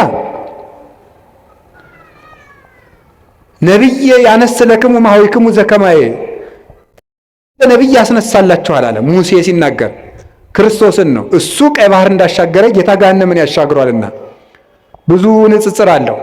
ወለቱ ስምዕዎ እሱን ስሙት። ወኩላ ነፍስ እንተ የተሰማው ለውቱ ነቢይ ትሰሮም ህዝባ ያንን ነቢይ የማትሰማ ጆሮ ግን ከወገኖቿ ተለይታ ትጥፋ ይላል። ያን ነቢይ የማትሰማ ማለት ክርስቶስን የማይሰማ ጆሮ ይነቀላል። ሰላም እግዚአብሔርን መስማት የማይፈልግ ጆሮ ሁከት፣ ጦርነት፣ ብጥብጥ፣ ሞት ሊሰማ ይገባዋል። በየቀኑ ይህን የምንሰማበት ምክንያት ለእግዚአብሔር ጆሮ ስለሌለን፣ ለእግዚአብሔር ዓይን ስለሌለን ነው። ለእግዚአብሔር እግር የለንም። እግሮቻችሁ የት ነው የሚሄዱት? የሚፈጥኑላችሁ ወዴት ስትሄዱ ነው? ቤተክርስቲያን ሲሏችሁ አያደርሳችሁም። እንዲሁ አይደረስ እኮ ነው። ከዚያ ትሄዱ የማስታወቂያ ሰሌዳ ለማንበብ በየቀኑ ትመላለሳለች። ስራ ወጥቶ ይሆን ጥሩ ነው፣ ተመላለሱ። ግን እግዚአብሔር ቤት ብትመላለሱ ምን አለ? የእግዚአብሔር ቤት እኮ ልንገራችሁ፣ የእግዚአብሔር ቤት ቤተክርስቲያን እኮ ማለት የእግዚአብሔር መንግስት ማለት ነው። ቤተክርስቲያን ታውቃላችሁ? ይህን ቤተክርስቲያን ማለት የእግዚአብሔር መንግስት ማለት ነው። እንዲህ ብሎ ነበረ ጲላጦስ፣ አንተ አይሁድ ንጉሥ ነህ እንዲህ አለው። ምን ብሎ ነው የመለሰለት? መንግስት የሰ የኮነትም ዝንቱ ዓለም፣ የኔ መንግስት በዚህ ዓለም አይደለችም። ምን ማለት ነው? ቤተ ክርስቲያኔ ምድራዊት አይደለችም ማለቱ ነው። የእግዚአብሔር መንግስት ማናት ካላችሁኝ፣ ቤተ ክርስቲያን። አንድ ሰው አሜሪካ ከመሄዱ በፊት አሜሪካ ኤምባሲ መሄድ አለበት። አንድ ሰው መንግስተ ሰማያት ውስጥ ከመግባቱ በፊት ከእግዚአብሔር ኤምባሲ ቤተክርስቲያን መግባት አለበት። ቤተክርስቲያን ውስጥ የማይገባ ሰው የሰማይ ዜግነት የለውም። አንድ ሰው ከአንዲት ሀገር ኤምባሲ ውስጥ ሲገባ የዚያች ሀገር ጥበቃ ውስጥ ይገባል። ከቤተ ክርስቲያን ውስጥ የሚገባ ሰው የእግዚአብሔር እጅ ውስጥ ነው የሚገቡት። ይሄ ቤተ ክርስቲያን ውስጥ ቤተ ክርስቲያኑ ግቢ ላይ የሚታጠረው አጥር በግራ የሚመጣለ በቀኝ የሚመጣለ፣ እዚያ እንደዚህ ብሎ በር አለው። ይሄ መግቢያው፣ ይሄ አጥሩ ግንብ መሆኑን አታዩት። እነዚህ ምዕመናንን ተቀብለው የሚጠብቁ የእግዚአብሔር የምህረት እጆች ናቸው። ከቤተ ክርስቲያኑ ግቢ ውስጥ ስትገቡ ወደ እግዚአብሔር እቅፍ ነው የምትገቡት። እሱ በማይታጠፍ ጥበቃው ይጠብቀናል። ከዚያ በኋላ እንዲህ ያለች ነፍስ እግዚአብሔር ይርኤኒ ዋልቦ ዘያጣኒ፣ እግዚአብሔር ይጠብቀኛል። እሱ እኔን ብትደብቁኝ ፈልጎ የሚያጣበት ቦታ የለም፣ እኔንም የሚያሳጣኝ የለም። እሱ ራሱ ተናግሯል እኮ አልቦ ዘያሃይደኒ ሆን እምዴ፣ በጎቼን ከእጄ ነጥቆ የሚወስዳቸው ማንም የለም ብሏል። ከእግዚአብሔር እጅ መግባት ከፈልጋችሁ ቤተክርስቲያን መግባት፣ ለቤተ ክርስቲያን ጊዜ፣ ለመጽሐፍ ጊዜ፣ ለመጸለይ ጊዜ። አንድ ሰው ከእግዚአብሔር ጋር ያለው ጊዜ ከላላ እየጠፋ መሆኑን ማወቅ ያለበት ይሄ ነው። ምን አላቸው ጌታ የማቴዎስ ወንጌል ምዕራፍ 26 ላይ ሲናገር ትግሁ ወጸልዩ ከመ ትባኡ ውስተ መንሱት አላቸው። ወደ ፈተና እንዳትገቡ ምን አላችሁ? ተግታችሁ ጸልዩ ማለት ነው። ጸሎት አቃታቸው ሐዋርያት አቃታቸው። መጥቶ ሁለት ጊዜ ሁለተኛው ላይ ማያቸው ተኝተው አገኛቸው። በሁለተኛው ያላቸውን ስሙ። ስኢንክሙኑ ተጂሃ አሐተ ሰዓተ ምስሌ አላቸው። ከኔ ጋር አንድ ሰዓት መቆየት አቃታችሁ አላቸው። እስኪ በሉ ከኔ ጋር በሉ አንድ ሰዓት መቆየት አቃታችሁ? አቃታቸው፣ ተኙ። በሶስተኛውም ተመልሶ ሲመጣ በሉ እንግዲህ ረፉ አላቸው። ይሄ ሊቃውንቱ በጣም የሚገርም ትርጓሜ ይሰጡታል። በሉ እንግዲህ ረፉ፣ በሶስተኛው ረፉ አላቸው። እንተኛለን ሲሉ ክርስቶስን የሚይዙ ወታደሮች መጡና እነሱን የሚያጣድፏቸው ጀመር። ከኔ ጋር አንድ ሰዓት ብትተጉ ፍጹም እረፍት ታገኛላችሁ። ከኔ ጋር አንድ ሰዓት መትጋት ካቃታችሁ ግን ሁልጊዜ ስትባክኑ ትኖራላችሁ አላቸው። ስለዚህ እንዳትፈሩ፣ ፍርሃት እንዳያሻብራችሁ፣ እንዳይበትናችሁ ከፈልጋችሁ አሁን ከኔ ጋር በጸሎት ቆዩ አላቸው። ቅዱሳን ሐዋርያትን አቃታቸው። ከሱ ጋር መትጋት ስላቃታቸው ቀን ከሱ ጋር መዋልም ሳይሆንላቸው ቀረ። ጥለውት ተበተኑ። ከክርስቶስ ጋር ያላደረ ከክርስቶስ ጋር አይውልም፣ ከክርስቶስ ጋር ያልዋለም ከክርስቶስ ጋር አያድርም። ስለዚህ የእግዚአብሔር ቤተሰቦች ቀኑን ሙሉ ቅዱሳን ሐዋርያት ከጌታ ጋር አንድ ሰዓት ተግተው ቢሆን ኑሮ ቀኑ ሁሉ መስቀሉን ትተው ሲራወጡ አይውሉም ነበረ። ቀኑን ሙሉ በሰላም መዋል ከፈለጋችሁ፣ ያለ ሁከት መዋል ከፈለጋችሁ፣ የሚያባረራችሁ ሳይኖር መዋል ከፈለጋችሁ ከክርስቶስ ጋር አንድ ሰዓት ቆዩ። ለእግዚአብሔር ጊዜ ይኖራል። ከቃሉ ጋር ናችሁ? ከቃሉ ጋር ናችሁ? እስቲ እንደው ማታ ስተኙ እግዚአብሔር የሚባል የሆነ አካል ትዝ ብሎት የሚያውቅ ሰው አለ ብሏቸው ያውቃል? እግዚአብሔር ቁጭ ብሎ ወይም ቁሞም በሉት ብቻ በእናንተ ሕሊና በምትስሉት እግዚአብሔር ትዝ ብሏቸው ያውቃል? አይ እናንተ ብፁዓን ናችሁ ማለት ነው። እግዚአብሔር ትዝ የሚለው ሰው የታደለ ነው። ለእግዚአብሔር የምናስብበትም ጊዜ፣ የምንጸልይበት ጊዜ፣ የምናነብበት ጊዜ፣ የምናስቀድስበት ጊዜና ከእግዚአብሔር ጋር የምንኖርበት ጊዜ ይኖራል። ጊዜን ለእግዚአብሔር በሉ እስኪ። ጊዜ ለማን? እግዚአብሔር እኛ ለሱ ጊዜ ስንሰጠው እሱ ደግሞ ለኛ ምን ይሰጠናል? ጊዜ ይሰጠናል። ያለ ጊዜያችን የመለወጫ ጊዜ ይሰጠናል። እግዚአብሔር እንዲሰጠን ይህን ማድረግ አለብን። አላችሁ? እግዚአብሔር ከሁላችን ጋር ይሁን። ሁለተኛ ጊዜ ለምን በሉ እስኪ በሉ እንጂ። እሺ ጊዜ ለቤተሰብ በሉ ሁላችሁ። ጊዜ ለማን? ለቤተሰብ። ቤተሰብ ክርስቲያንነት ወይም ኦርቶዶክሳዊነት ህብረታዊነት ነው፣ አንድነት ነው። ክርስቲያንነት ማለት ለቤተሰቡ ጊዜ የሌለው ሰው ቅዱስ ጳውሎስ አንደኛ ጢሞቴዎስ ምዕራፍ 5 ላይ እንደነገረን ለቤተሰቡ የማያስብ ሰው ሃይማኖቱን ከካደ ሰው የባሰ ነው ይላል። ለቤተሰቡ ጊዜ የሌለው፣ ጊዜ ሊኖራቸው ይገባል። ለምንወደው ሰው የምንሰጠው ብቸኛው ስጦታ ምን እንደሆነ ታውቃላችሁ? ምንድን ነው? ጊዜ ነው። ጌታችን ኢየሱስ ክርስቶስ ለሚወዳቸው ሰዎች ጊዜ በመስጠት ነበር ፍቅሩን የሚገልጥላቸው። ምቹ ጊዜ ለብቻቸው ይሰጣቸው ነበር። ለቤተሰብ ጊዜ ሊኖር ሰው ባል ለሚስቱ ጊዜ ሊኖር ይገባል። ሚስት ለባል ጊዜ ሊኖር ይገባል። ለልጆች ጊዜ ሊኖራችሁ ይገባል። ጊዜ እዚያ ውስጥ ጊዜ ከሌላችሁ እንደ ነፍሰ ገዳይ ናቸው። ለቤተሰብ ጊዜ የሌለው ሰው፣ ለእናቱ ጊዜ የሌለው፣ ለአባቱ ጊዜ የሌለው፣ ለዘመዶቹ ጊዜ የሌለው፣ አውቁ ጊዜ የለም። ለማንም ጊዜ አይሰጥም ሰው። ውላችሁም ገብታችሁ እንደ ዝንጀሮ ስልካችሁን ይዛችሁ ቁጭ ነው። ዝንጀሮ ነው ይሄ። በቆሎ ይዝና አንዳንድ በቆሎ ይዞ ያምጉችላል። በቃ ግጦ ሲጨርስ በቃ እንደዚህ ነው። ጊዜ ክርስቶስ እንዴት ለቤተሰቦቹ ጊዜ እንደሚሰጥ ተመልከቱት። የማቴዎስ ወንጌል ምዕራፍ 13 ላይ ሕዝቡን ሁሉ አብልቶ ሸኘ። አብልቶ ከሸኘ በኋላ የራሱ ቤተሰቦች ደግሞ አሉት። እነማን ናቸው? ሐዋርያት። እነሱን ከሸኘ በኋላ ቤት ገብቶ ደግሞ ለነሱ ጊዜ ሰጣቸው። በል ተርጉምልን የቅድሙን አሉት። ተረጉምላቸው። ዘሩ እንዲህ ነው፣ በመንገድ ላይ የወደቀው እንደዚህ ነው፣ ቶሎ የደረቀው ዘር ይሄ ነው፣ ፈጥነው የሚሰሙ ናቸው። ይሄ በመንገድ ላይ የወደቀው ዘርና ወፍ የለቀመው ደግሞ ቃለ እግዚአብሔር እየሰማ ወዲያው የሚረሳው ነው። ይሄ ወዲያው በቅሎ ወዲያው ደግሞ የደረቀው ይሄ ወዲያው ሰምቶ በስሜት የሚጠፋው ነው። በቅሎ እሾህ ያሰረው ደግሞ እሾህ አንቆ ያስቀረው ዘር ደግሞ ሰምቶ ጽድቅ እሰራለሁ ስል የሀብት ፍቅርና የዓለም ፍቅር ያሰረው ሰው ነው። በመልካም ዘር ላይ መሬት ላይ የወደቀው ደግሞ ይሄ በመልካም ልብ ላይ የወደቀው ቃለ እግዚአብሔር ነው አለና ለቤተሰቦቹ ጊዜ ሰጣቸው። ክርስቶስ ለ5000 ሕዝብም ጊዜ ሰጠ፣ ለቤተሰቦቹም ጊዜ ሰጠ። ስራ ይበዛብኛል ስብሰባውዬ ነው የሚባል ይሄ አይሰራም። ክርስቶስም ስብሰባ ውሎ ለቤተሰቦቹ ጊዜ ይሰጥ ነበር። ብቻቸውን ማውራት ለሚፈልጉ ጊዜ ይሰጣቸው ነበረ ጌታችን ኢየሱስ ክርስቶስ። ዮሐንስ ወንጌል ምዕራፍ 4 ላይ ያቺ ውሃ ቀጅ ሴት ጊዜ ያስፈልጋት ነበር። ጌታ ምን ያደርጋት? ጊዜ ሰጣት። ለዚያው ምቹ ጊዜ። ከሰው መሃል ብታወራ የምታፍርበት ገመና ስለነበራት በስልት ሐዋርያት በራባቸው ሰዓት፣ እሷም ደግሞ ውሃ ለመቅዳት በምትመጣበት ሰዓት ሐዋርያትን ሂዱና ምሳ ገዝታችሁ ከተማ ነው አለ። እሷ ደግሞ የምትመጣው ያው ስታገባ ቶሎ ቶሎ ስለሚሞትባት ይቺ ነፍሰ ገዳይ የተባለች ሴቶች ውሃ ሲቀዱ ስለሚሰድቧት በእስራኤል ውሃ ቀዳዱ እንደኛ ስለሆነ ሴቶች ሁሉ ውሃ ቀድተው ቤታቸው ቁጭ ሲሉ በቀትር እሷ ልትቀዳ ሄደች። በምቹ ሰዓት ክርስቶስ ጊዜ ሰጣት። በቀትር ሰዓት ወጓን ሁሉ አዳመጣት። በደንብ አድርጎ ነው ያዳመጣት። እንዲሁ እኮ ይገርማል። እናንተ አሁን በቀትር ሰዓት ፀሐይ እየመታችሁ እንኳን ክርስቶስ ያለ አምላክ እንደው ትልቅ ሰው ቢሆኑ ታዳምጣላችሁ። ጌታ ምቹ ጊዜ ሰጥቶ አዳመጣት። ስለዚህ ጊዜ ስለሰጣት እሷም ልቧን ለሱ ሰጠችው።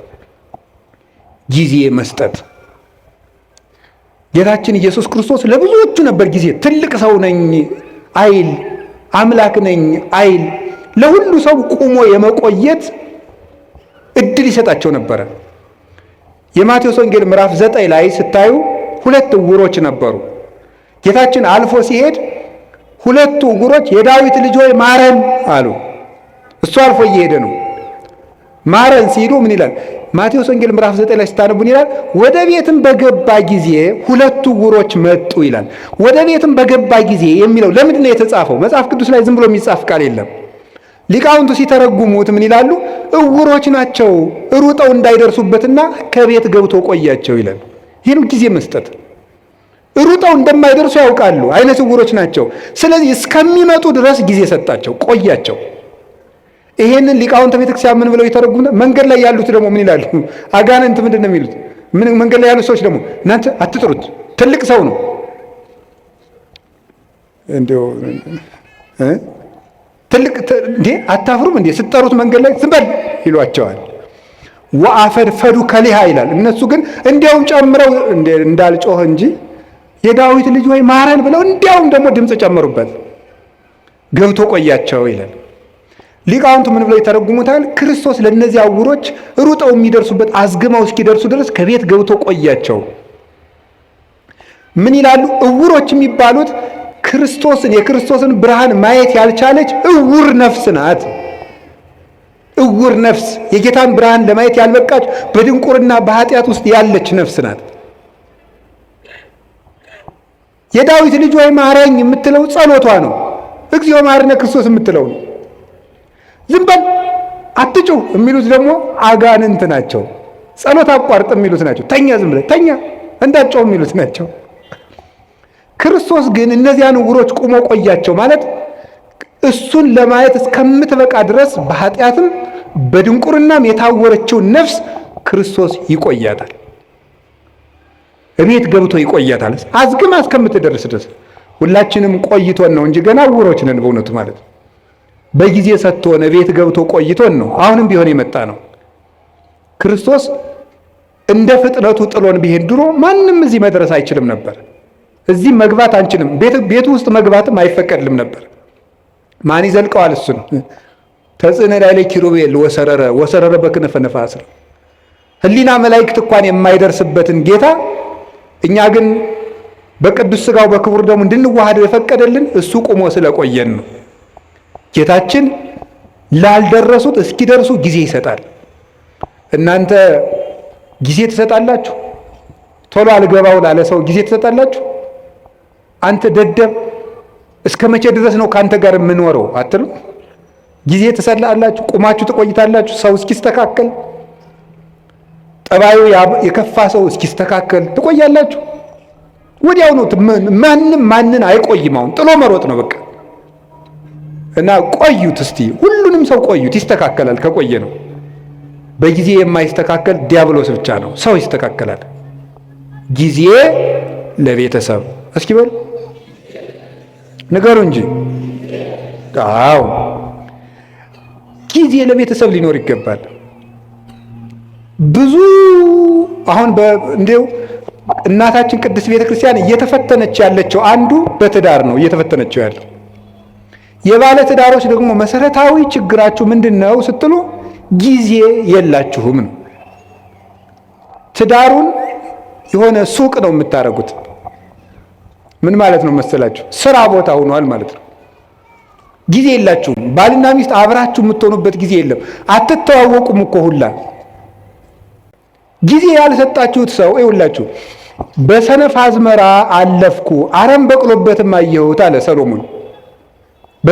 በሰነፍ አዝመራ አለፍኩ አረም በቅሎበት አገኘሁት። ለሚስት ጊዜ ከሌለ ዞር ዞር ብለህ ስትመጣ አረም በቅሎባት ነው የምታገኘው። አረም ይበቅልባታል። የነገር አረም፣ ሌላም አረም፣ ሌላም አረም። የአረም አይነቶችን አግሪካልቸር ባለሙያ ጠይቁ። ብዙ አረም ነው የሚበቅልባት። ነግሬያቸዋለሁ። ለባሎቻችሁ ጊዜ ከሌላችሁ ብዙ አረም ያበቅላል፣ ይሸፍታል ልብ። እነዚያን አረሞች ደግሞ ነቅሎ የሚጥላቸው የለም። አረሙን እንነቅላለን ስትሉ ስንዴውን ትነቅሉብኛላችሁ እንዳለ ጌታ በዚያችሁ ትንሽ ችግር በበቀለችው አረም በአመል መግፋት ስትጨቃጨቁ ራሱን ማጣትም ይመጣል። ስለዚህ ጊዜ ይኖራችሁ። እኔ እውነቴን ነው። ስለ እግዚአብሔር ብላችሁ ለልጆቻችሁ ጊዜ ስጡ። ጌታችን ኢየሱስ ክርስቶስ ለሕፃናት ጊዜ እንደሰጣቸው ታስታውሳላችሁ። የማቴዎስ ወንጌል ምዕራፍ 18 ላይ ሕፃናት ወደ እኔ እንዲመጡ አትከልክሉ፣ አቅፎ አስተምሮባቸዋል። እየታቀፈ በዚህ በትከሻው እየመጡ ዙሪያውን እየከበቡ ለሕፃናት ጊዜ ነበረው። ለልጆች ጊዜ ያስፈልጋል። ለጎረቤት ጊዜ ያስፈልጋል። አላችሁ? አሁን ለጎረቤት ጊዜ አላችሁ? አሁን እንደው መችስ ሰለጠን ተብሎ አሁን ጎረቤትም አይጠያየቅም። የጎረቤትን ልጅ መቆጣትም ቀርቷል። እኛ ልጁ ነን በእውነት እግዚአብሔር በሚያውቀው አሁንም ገና አላደግንም። በርግጥ ጎረቤት ነው እየቀጣ ያሳደገን። ዋስ ጠርተን ነው። ይገርማል። ስናጠፋ የጎረቤት ሰውዬ መጥቶ ዋስ አስጠርቶ ነው የሚለቀን ማለት ነው። ቢገርፈን ኧረ አየዋ ገሌ ገረፈን ብለን ለእናት አባታችን ብንናገር ደግ አረገ ነው የምንባለው። የኔን ልጅ ነካ እንባል። በምን ምክንያት ነው የመታው ተብሎም አይጠየቅም። ኃላፊነት አለው በልጆች ላይ። ለጎረቤት ጊዜ አላችሁ ወይ? የሉቃስ ወንጌል 15 ላይ ልጁ የጠፋው ልጅ ሲመጣ ጎረቤቶቹን ጠራ። ይሄ እኮ ሰም አለው እኮ ሰም አልባ ወርቅ የለም። ጎረቤቶቹን ጠራ የሚለው ለጎረቤትም ክብር እንዲኖር ነው። ጌታችን ኢየሱስ ክርስቶስ መላእክትን በጎረቤት መስሎ ነው። አዳምና ልጆቹን ደግሞ በጠፋ ልጅ መስሎ ነው ያስተማረ። ጎረቤትን መጠራራት፣ ለጎረቤት ጊዜ መስጠት። ምን እየሆኑ ነው? እየበሉ ነው? እየጠጡ ነው? እንዴ የኛ ሀገር ገበሬ እኮ ሲተርት ሰምታችሁታል? አታጣልፈኝ አለች ጉንጫቸር ይላሉ። እዚያ ማዶ ቤት ሲቃጠላሉ ውሃው ውስጡና አታጣልፈኝ አለች አሉ። እንዴ አንቺ ውሃ ውስጥ አይደል ያለሽ እንዴ? እሳቱ የት ያገኝሻል ሲሏት አሉ። እሳቱ አልጠፋ ቃል እየቀዱ ውሃውን ሲወስዱ ውሃው ሲያልቅ እኔንስ ወስደው መጨመራቸው ይቀራል አለች። ምን ማለት መሰላችሁ? የነፍሱ ቢቀር ድሃ ጦም ማደሩን ካላያችሁት ችግር ነው። የነፍሱም ይቅር። የተጎዳ ሰው በግ ከደነበረ የሰው ልጅ ከመረረ አይመለስም ተብሏል። ከመረረው ድሃም ቢሆን ሰብሮ ይበላል፣ ዘግቼ እበላለሁ ስትል። ስለዚህ ጎረቤት ምንድን ነው የሚሰራ? እርቦታል፣ ጠምቶታል፣ ተጣልተዋል፣ ፍቅር ናቸው፣ ታማዋል፣ አርጅተዋል፣ ጧሪ ያላቸው። ለጎረቤት ጊዜ ሊሰጠው ይገባል። ጊዜ ለቤተሰብ ስጡ። ያላደመጣችሁት አንደበት ሸፍቶ ታገኙታላችሁ። ጆሮ መስጠት ይገባል። ከቃሉ ጋር ናችሁ። እግዚአብሔር ከሁላችን ጋር ይሁን። ጊዜ ለምን አላችሁኝ? በሉ ነገር እንጂ። እስኪ አንድ ጥያቄ ልጠይቃችሁ። ከሰውነታችን አካል ውስጥ አንዱ ጊዜ ባይሰጥ ምን ይሆናል? እስኪ ለምሳሌ ልብ፣ እስቲ ቆይ ትንሽ አረፍ ልበል ብትል የሆነ ጊዜ ላይ እኮ ነው የዓመት እረፍት ተውትና የደቂቃ እረፍት ብትወጣ ልብ ምን እንሆናለን? ቤተሰብ እኮ ናቸው እነዚህ። ታውቃላችሁ አይደለም? እነዚህ እኮ ቤተሰብ ናቸው። ልብ ደም መርጨት ካቋመች ሳምባ ምን ቁም ነገር አለው? ኦክሲጅን አንድ አቅማዳ ኦክሲጅን ቢሰበስብ ምንም ጥቅም የለውም። ደምን ለማጣራት ነው የሚጠቅመው። ብታውቁ ምን ይሆናል? ሳምባ እስቲ ቆይ ትንሽ አረፍ ልበል ቢልስ? ቤተሰብ እኮ ናቸው እነዚህ። ሳምባም ልብም ሁሉም ጊዜ አላቸው። አንዱ ለአንዱ የሚሰራውን ጊዜ ያውቃል። አንዱም ሳምባ ለልብ ጊዜ ይሰጠዋል፣ ጊዜም ለላባ ጊዜ ይሰጠዋል፣ ቦሳ ይሰጠዋል። አንዱ አጣርቶ ይጥልካል፣ አንዱ ያበለጽጋል። ደሙን በኦክሲጅን ማለት ነው ያጣራዋል። እንዲሁ ነው። ተጋግዘው እኮ ነው ቤተሰቡ በሰላም የሚኖር። ይሄ እኮ ሰውነታችን ቤተሰብ ነው። አታውቁም? ቤተሰብ እኮ ነው። እዚህ ውስጥ የሚራወጥ ስንት ስራ ነው ያለ። አሁን እግራችን እሾህ ቢወጋው ምንድን ነው የሚያደርጉ? እኔ ጠይቄ ነው ሐኪም አላውቅም። ሐኪሞች እንደነገሩኝ ከሆነ ግን ብሳሳትም ስህተቱ የሐኪሞች ነው ስላልተማርኩት ማለት ነው። ሐኪሞች እንደነገሩኝ ሜሴጅ ትራንስሚተርስ አሉ።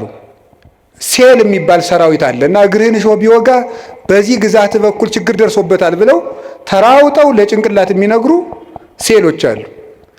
እነዚያ ሁሉ ቤተሰብ ናቸው። ተባብረው ነው የሚኖሩት። የውስጥ ደዌ ስፔሻሊስት ጠይቁ።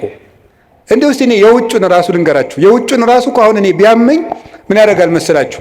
ጭንቅላቴ አሁን ይችን ጣቴን ቢያመኝ ጭንቅላቴ ጣቴን እኮ አመማት ይላል፣ ልሂድ ይላል። እግር ደግሞ ይሄዳል መድኃኒት ወዳለበት ይሄድና አፍ ምን ያደርጋል? አሞኛል ምንክን ጣቴን መቼ ሰኞ ጀምሮ ይላል። ጆሮ ደግሞ ምን ይላል? ጧት አንድ ማታ አንድ ውሰድ የሚለውን ይሰማል። ከዛ እጅም እንደሚያደርገው መድኃኒቱን ይቀበላል። እጅ መድኃኒቱን ይቀበላል። ከዛ ምን ያደርጋል? ዓይን ያያል። ክኒን ዋጥኩ ስል ጠጠሩን አብሬ እንዳልወጣው ላይ ጉሮሮ ይውጣል። እዚያ ወዲያ በምን እንደሚፈጭ ሐኪም እንጠይቃለን። እንዴት እንደሆነ እዚያ እንጠይቃለን። ተባብረው ሰውየውን አቁመው የሚያውሉት እነማን ናቸው? ቤተሰብ በሉ እንጂ ቤተሰብ ነው። ቤተሰብ አቁመው ያውለዋል ይሄን ሁሉ። ስለዚህ ለቤተሰቦቻችሁ ጊዜ ሊኖራችሁ ይገባል። ውላችሁ ስትገቡ ስልካችሁን ጥርቅምቅም አድርጋችሁ ልጆቻችሁ ጋር ዝም ብላችሁ አውሩ። ሚስቶቻችሁ ባሎቻችሁ ጋር አውሩ። ቁጭ ብላችሁ ማውራት አለባችሁ። ወሬው ቢረባም ባይረባም ነው። አይ እንደው የእሷን የማይረባ ወሬ ከምሰማ ትንሽ መረጃዎችን ባዳምጥ። አይ መረጃውን ሰምተ ነው እንጂ ሊቅምቶ ነው እንደው ሳይንቲስት። አሁን የኢትዮጵያ ሕዝብ የጦርነት መረጃ ከሰማ ስንት ዓመቱ? አንድ ሰላም ጠብ አላደረጋችሁም። እናንተ ሰምታችሁ የምታመጡት ጠብ የሚል ነገር የለም። እዚህ ውስጥ የታፈኑ ድምፆችን ስሙ። ቤት ውስጥ ነግሬያቸዋለሁ። ድመትን በማዳበሪያ በከረጢት ቋጥራችሁ ዝም ብትሏት ትሟጭራለች። ካልወጣች አታርፍም፣ ትሟጭራለች። ሐሳብ ካልተደመጠ ይሟጭራል፣ ከውስጥ ይረብሻል ማለት ነው። ሰው መናገር ይፈልጋል። አሁን ይገርማል እኮ ሰው አሁን የሚፈልገው ማውራት ነው። እንዲያውም አሁን ንስሐ አባቶች ሁሉ የተቸገርነው ሰውን ቤት የሚሰማው ስላጣ የዓመቱን እኛ ላይ ስለሚናገር ነው። የዓመቱን ይመጣና እኛ ላይ የ10 ዓመቱን የ40 ዓመቱን እቤት አይሰማውማ። እቤት ባሏ አይሰማትም። እኛ ላይ መጣ የ40 ዓመት ወሬ እንዴ! ፍዳ እኮ ነው። እቤት ሚስቱ አትሰማውም። እኛ ላይ መጥቶ ብሎ በቃ አውርዶት የሀብሌ ዝናብ ምንም በቃ ወይ እንደ ቴሌቪዥን በሪሞት አናሳልፈው ነገር በቃ ዝም ብሎ መውረድ ነው በቃ ማለት ነው። ይሄ ሁሉ ችግር የመጣው ምንድን ነው ስትበሉ ቤተሰብ። እስቲ ጊዜ ለቤተሰብ በሉ። ጊዜ ለማን? እኔ ስለ እግዚአብሔር ብላችሁ ለቤተሰብ ጊዜ ስጡ። እግዚአብሔር ጊዜ እንድንሰጥ ይፍቀድልን። ሶስተኛ የምነግራችሁ ጊዜ ለማዳመጥ እስኪ በሉ። አቤት ለማዳመጥ ጊዜ ስጡ። አሁን ብዙ ሰው አይሰማም። እንደውም አንዳንድ ጊዜ እኔ እንዲሁ በአማርኛ ልንገራችሁ፣ እንዲሁ በአማርኛ አሁን እኔ ራሴ በግሌ ለምክር ብዙ ምዕመናንን አገኛለሁ። 1 ሰዓት ያወሩኛል። ዝም ብዬ ማለት 1 ሰዓት ያወሩና 10 ደቂቃ መፍትሄ መናገር ሲጀምር ራሳቸውን ማከክ ይጀምራሉ። ታሟል እኮ ሰው በጣም ታሟል። እንዲሁ እናቴ እንዲሁ መናገር ነው የሚፈልገው። በቃ ተናግሮ ብቻ መሄድ። እንዲሁ አንዳንድ ጊዜ 2-3 ሰውም ታዝብ ያውቃሉ። ተናግሮ ምንም መፍትሄ ሳልነግረው እግዚአብሔር ይስጥልኝ አባ ደህና ያዋሉ ብሎ ይላል። እኔ ምን አድርጌለት ነው የሰው የሚመርቀኝ? ለምንድን ነው ስትሉ ሰው የሚናገርበት ሜዳ አጥቷል ማለት ነው። የሚናገርበት ሜዳ አጥቷል።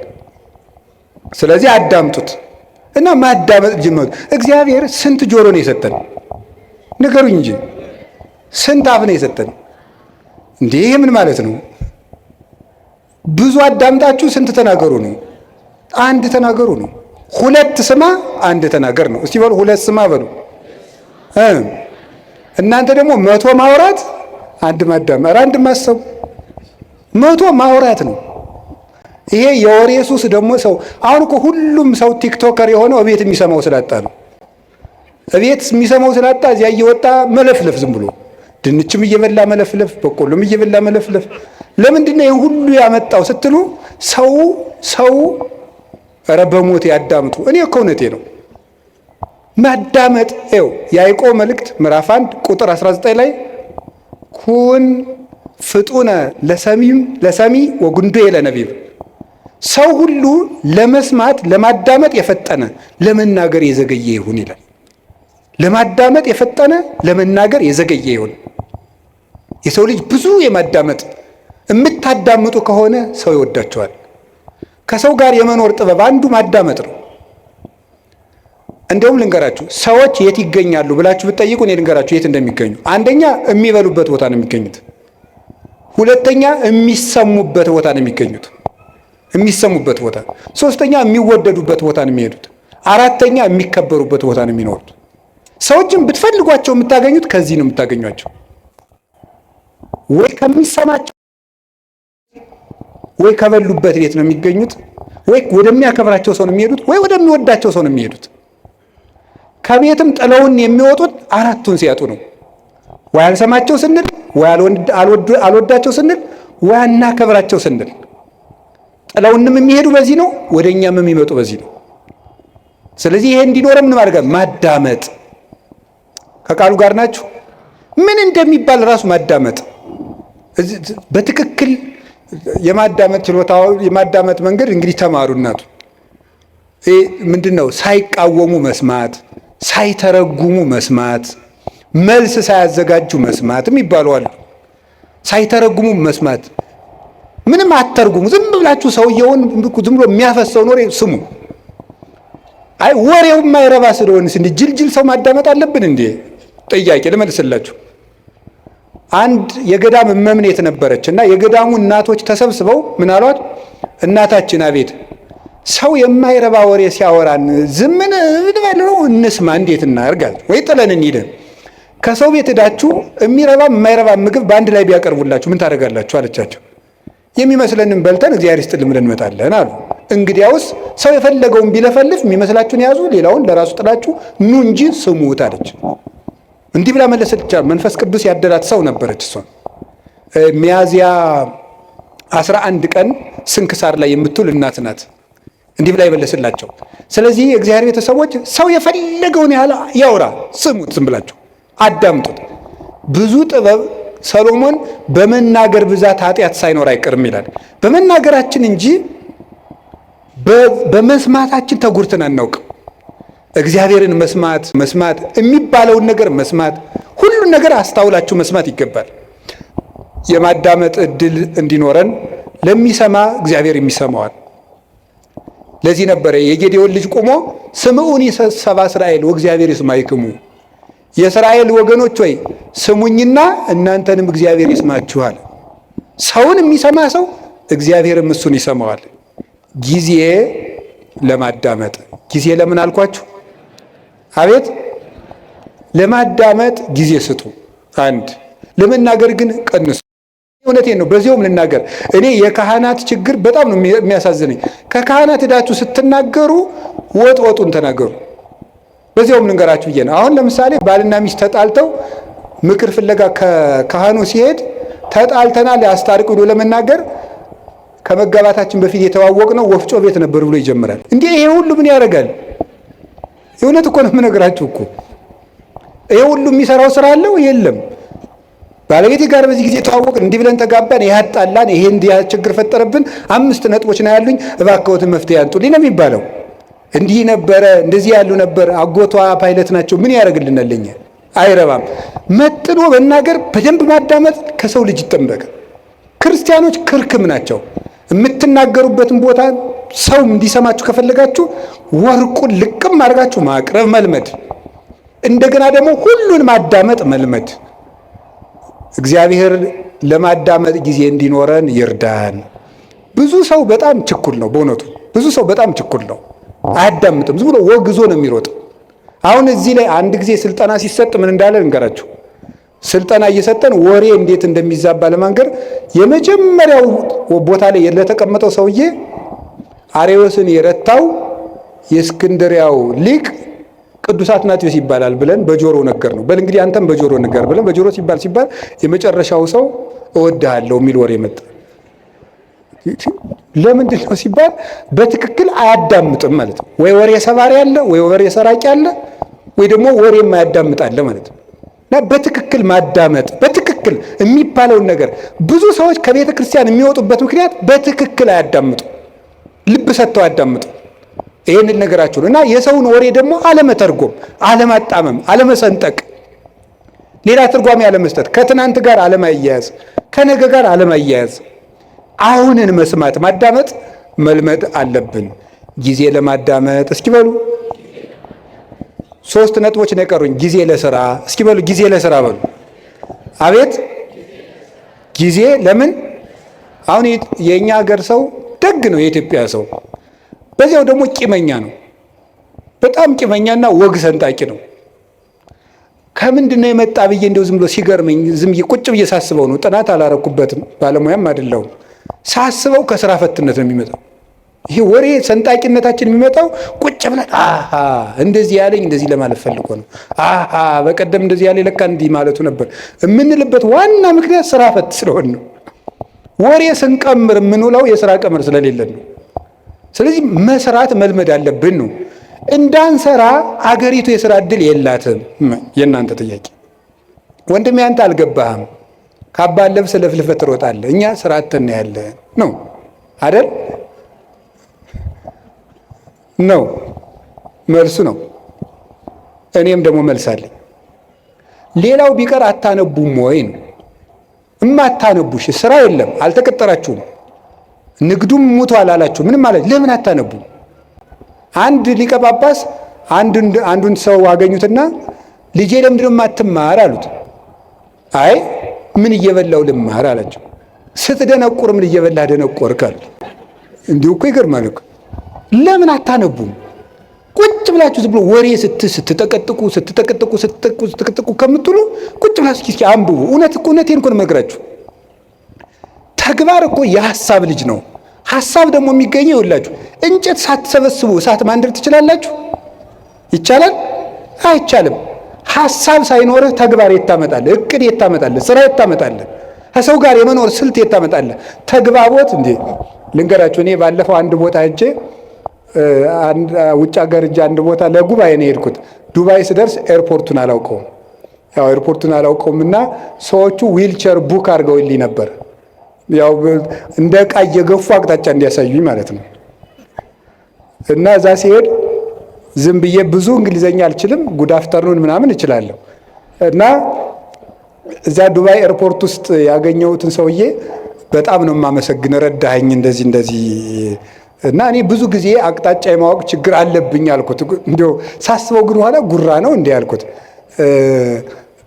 አቅጣጫ የማወቅ ችግር አለብኝ ስለው ምን አለኝ? አይ መግባባት ከቻልክ ችግር የለውም አለኝ። እና በህሊኔ ይዤው ቀርቼ ነው መግባባት ከቻልክ አቅጣጫ አይጠፋም ብሎኝ ነው። እስኪ በሉት ይሄን ቃል መግባባት ከቻልክ አቅጣጫ አይጠፋም ነው። ስለዚህ መግባባት ከቻላችሁ የኑሮ አቅጣጫ አይጠፋም። እንዳትግባቡ ግን አትማሩ። ዝም ብለን ንግግራችሁ ወልዳፋ ምናምን እንዲህ ትትና እኮ ያስፈልገዋል። አነጋገር ካነጋገር ይፈረዳል፣ ከአያያዝ ይቀደዳል ነው። ከሰው ጋር እኮ ተግባብተን ለመኖር ራሱ መማር አለብን፣ ማንበብ አለብን። ጊዜ ለስራ እግዚአብሔር 6 ቀን ሰራ፣ 1 ቀን አረፈ። እስኪ በሉ እግዚአብሔር በሉ። እስኪ ስንት ቀን አረፈ? ያችም እሱ አርፎ ሳይሆን ለኛ ብዙ ሰርታችሁ ጥቂት ረፉ ለማለት ነው። መንፈሳዊ ፍቻ አለው። 6 ቀን የተባሉ 6ቱን ቃላተ ወንጌል ፈጽማችሁ 7ኛው መንግስተ ሰማያት ፍጹም ተወርሳላችሁ። አንድም 6000 ዘመን ሲፈጸም ፍጹም እረፍት ክርስቶስ ይመጣል ነው። ሐሳቡ ግን በቁሙ ግን ስራ መስራት አለባችሁ። ጊዜ ለስራ በሉ። የተቀጠርኩበት ካምፓኒ የለም ካላችሁኝ ማንበብም ስራ ነው። ማንበብ ስራ ነው። ማሰብም ስራ ነው። መራመድም ስራ ነው። እንዴ መጽሐፈ መነኮሳት እኮ ይላል እየሰገድክ ራሱ ዝሙት ካልጠፋልህ ተንቀሳቀስ ይላል። ተንቀሳቀስ፣ ቁጭ አትበል ከቤት ይላል። ተራመድ ብሎ ይነገራል። መራመድ፣ ስራ መስራት፣ መንቀሳቀስ። እንደ በቃ ካቃታችሁ ደግሞ ሩጡ ራሱ። እንዴ እውነቴን እኮ ነው የምነግራችሁ። ብቻ ገደል እንዳገቡ ናችሁ። ሩጡ። ብትሮጡ ይሻላል ቁጭ ብላችሁ መከራችሁን ከምታዩ ማለት ነው። እንዲያው ይላሉ እኮ አባቶቻችን። እንዲያው ዘመን አድርገን ስናገረው ስራ የፈታ አይምሮ የሰይጣን ቤተ ሙከራ ነው ይባላል። ሰይጣን ኃጢአቶችን ቴስት የሚያደርግበት ስራ ፈቱ ላይ ነው እየወሰደ።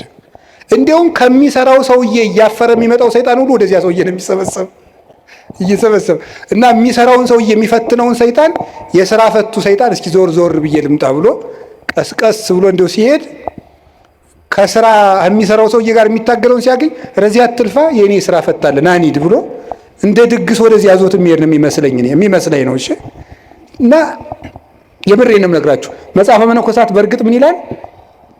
ከትጉሁ ባይታዊ ጋር የሚታገለውን ሰይጣን እንቅልፋሙ ላይ የነበረው ሰይጣን ይሄድና ናይን የሰነፋለ ብሎ ዞት ይመጣል ይላል። እዚህ ጋር አትልፋ ይለዋል። ያኛው ሌሊት እየጸለየ ቅንድቡን ሲለው ለዚያ እኮ ነው ይውላችሁ ከሚጸልየው ሰውዬ የተሸነፈው ሰይጣን ሁሉ እናንተ ላይ ነው እየመጣ ድብትም ያደርጋችሁ ጫንም ያደርጋችሁ ማለት ነው።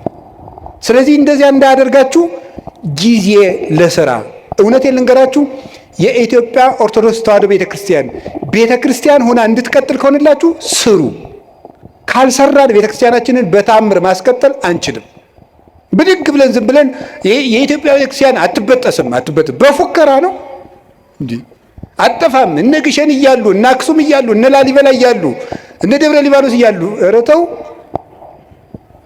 እነ ቅዱስ ቶማስ ራሱ የሰራቸው የህንድ ቤተክርስቲያን ጌታችን ኢየሱስ ክርስቶስ አካሉን በእጁ የዳሰሰው ጌታዬ አምላኬ ብሎ የጠራው ድንግል ማርያም ስታርግ መንገድ ላይ ያገኛት ቶማስ የሰራቸው 8 ቤተክርስቲያኖች ያሉባት ህንድ እኮ 5ቱ በሌላ እጅ ሆነው ዛሬ 3ቱ ብቻ ነው የቀሩት። ታምር ያለው ቤተክርስቲያን ታምር ያላት ሀገር ናት ኢትዮጵያ፣ እግዚአብሔር ሀገር ናት እያሉ በመፈከር አይደለም፣ ስራ መስራት አለብን። ክርስቲያኖች ስራ በቃ ትኩርኩር ብላችሁ ሳትንቁ ስሩ። ከጠፋ አንብቡ። ማንበባችሁ ደግሞ ስራ እንዴት እንደምትሰሩ ያሳያችኋል። ጊዜ ለስራ። እስኪ ጊዜ ለስራ በሉ ንገሩኝ እንጂ እግዚአብሔር ይስጥልኝ። ሌላው ደግሞ ጊዜ ለምን ድገሙ። አቤት ጊዜ ለምን? ጊዜ ለመዳን። እስቲ ጊዜ ለመዳን በሉ።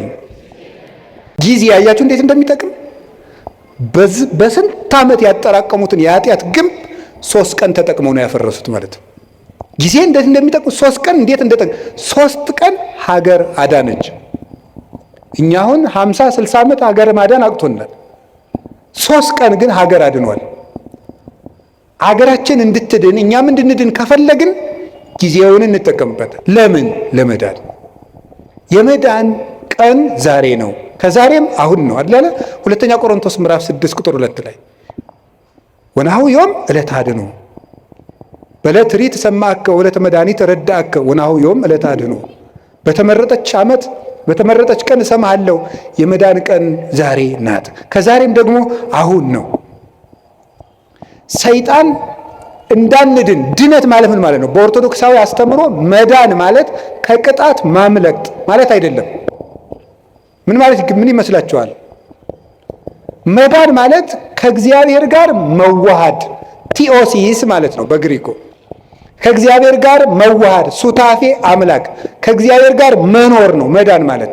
ድነት ማለት ይሄ ነው። አሁን አንዳንድ ሰዎች እኔ ድኜ ጨርሻለሁ ይላል። እንዴ ከእግዚአብሔር ጋር መኖር የሚያበቃ ነገር ነው? መዳን ማለት ከእግዚአብሔር ጋር መኖር ነው። ከእግዚአብሔር ጋር መኖር ደግሞ ሁልጊዜ የሚቀጥል ነገር ነው። እግዚአብሔርን የሆነ እንደ ዕቃ የሆነ ተቀብለ ነው በቃ ምን እንለዋለን? ሁልጊዜ አብረ ነው ምን ኖረው ነው። ከእግዚአብሔር ጋር መኖርን ጧትም ማታም ጧትም ማታም ጧትም ማታም ለመዳን መጠቀም አለብን። ሰይጣን ምን እንደሚያደርግ ልንገራችሁ። አንዱ መሰረታዊ የሰይጣን ተንኮል ጊዜ ከሰጠን ነገ ስለዚህ ልነግራችሁ እችላለሁ። አንዱ የሰይጣን መሰረታዊ ተንኮል እንድንዘገይ ማድረግ ነው። እንድንዘገይ ለምሳሌ ከመታረቅ እንድንዘገይ ያደርገናል። ሳምንት እንታረቃለን፣ የዛሬ ወር እንታረቃለን እንዳል ቂም ሆኖ ይቀራል ማለት ነው።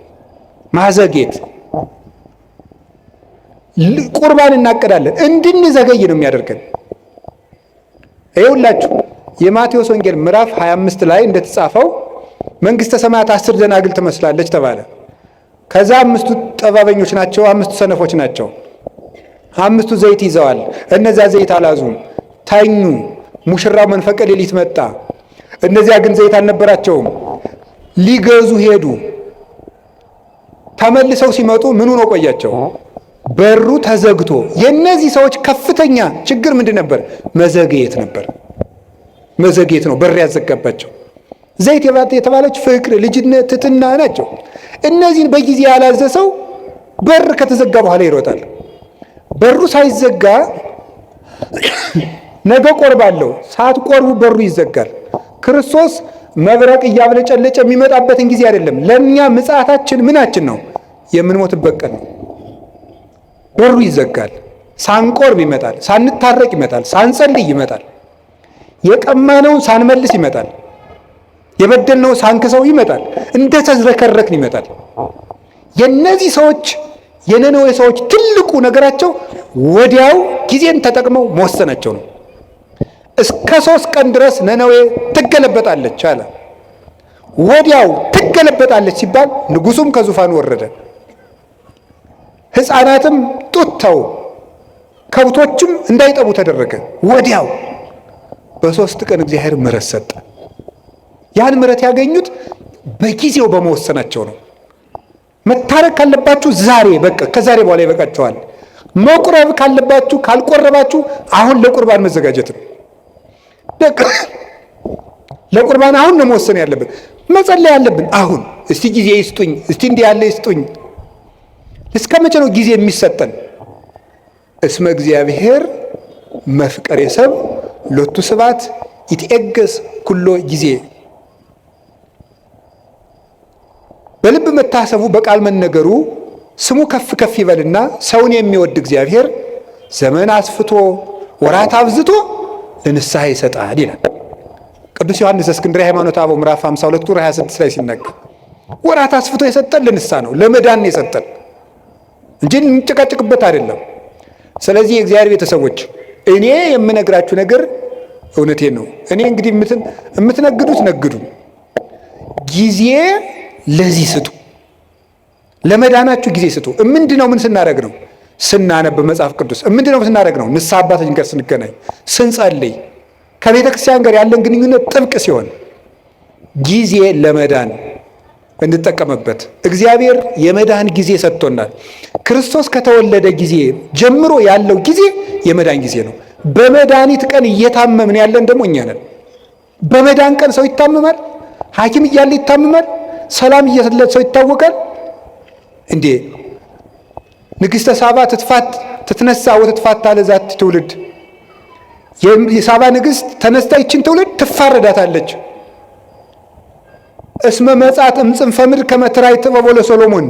የሰሎሞንን ጥበብ ልታይ ከዚህ ከምድር ዳርቻ ከኢትዮጵያ አንስታ ተጉዛለችና ዘአቢም ሰሎሞን ሃሎ ከሰሎሞን የሚበልጥ ጌታ ዛሬ እዚህ አለ። ሰላም በሌለበት ዘመን ጠራዋል። እኛ ግን ባለበት ዘመን ነው። እንጀራ እያለ ነው እየተራብን ያለው፣ ውሃ እያለን የሚጠማን፣ መድኃኒት ተወልዶልን ነው የምንታመመው። የመዳን ቀን ዛሬ ነው። የመጨረሻ ድነት ለራስ እስኪ በሉ ድገሙኝ እንጂ ድነት ለማን? ለራስ። እዚህ ላይ የምጠቅሳቸው ጌታችን ኢየሱስ ክርስቶስ ከመጾሙ ከማስተማሩ በፊት ስንት ቀን ጾመ? በሉ ንገሩ እንጂ 4 ቀን። ብዙ ምን ማለት ነው? ከማገልገላችሁ በፊት ለራሳችሁ ጊዜ ይኑራችሁ ለማለት ነው። ዮሐንስ መጥምቅ 6 ወር ከመስበኩ በፊት ስንት ዓመት በረሃ ነበር? 30 ዓመት በረሃ ነበረ።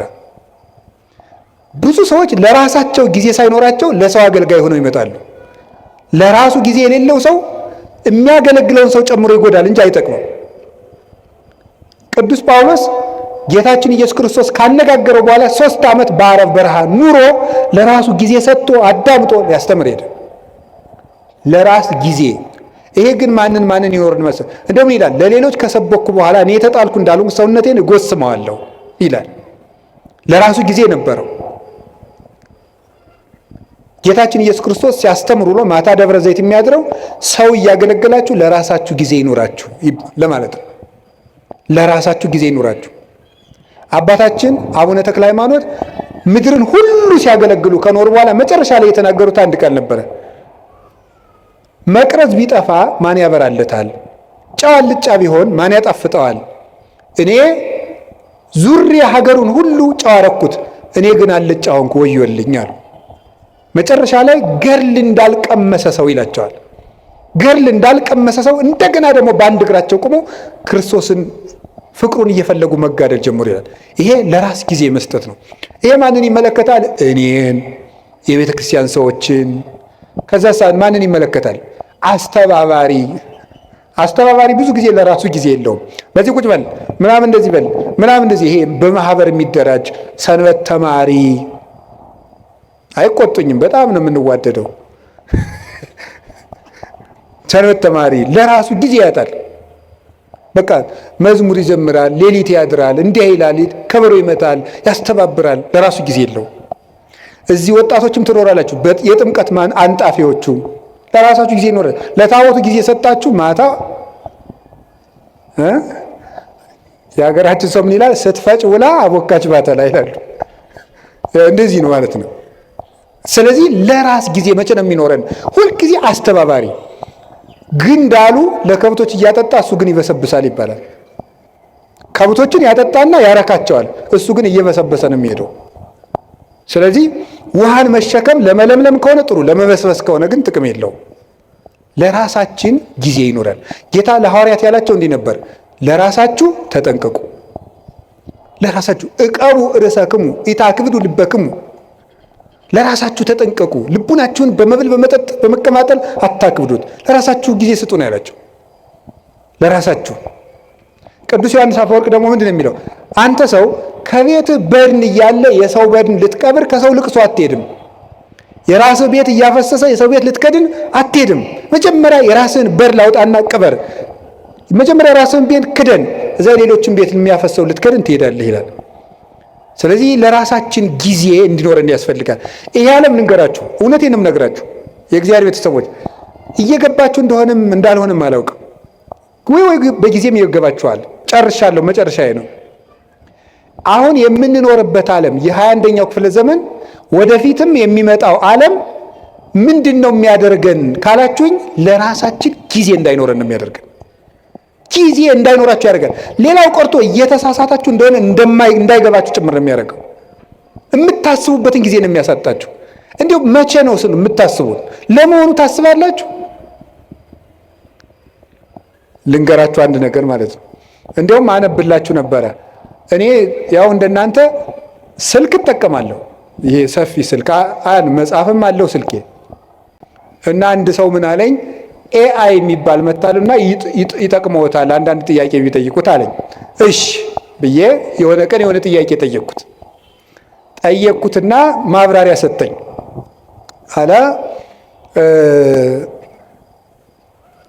የሰጠውን ማብራሪያ ኮፒ ፔስት አድርጌ ኖት ቡክ ላይ ገለበጥኩና ተመልሼ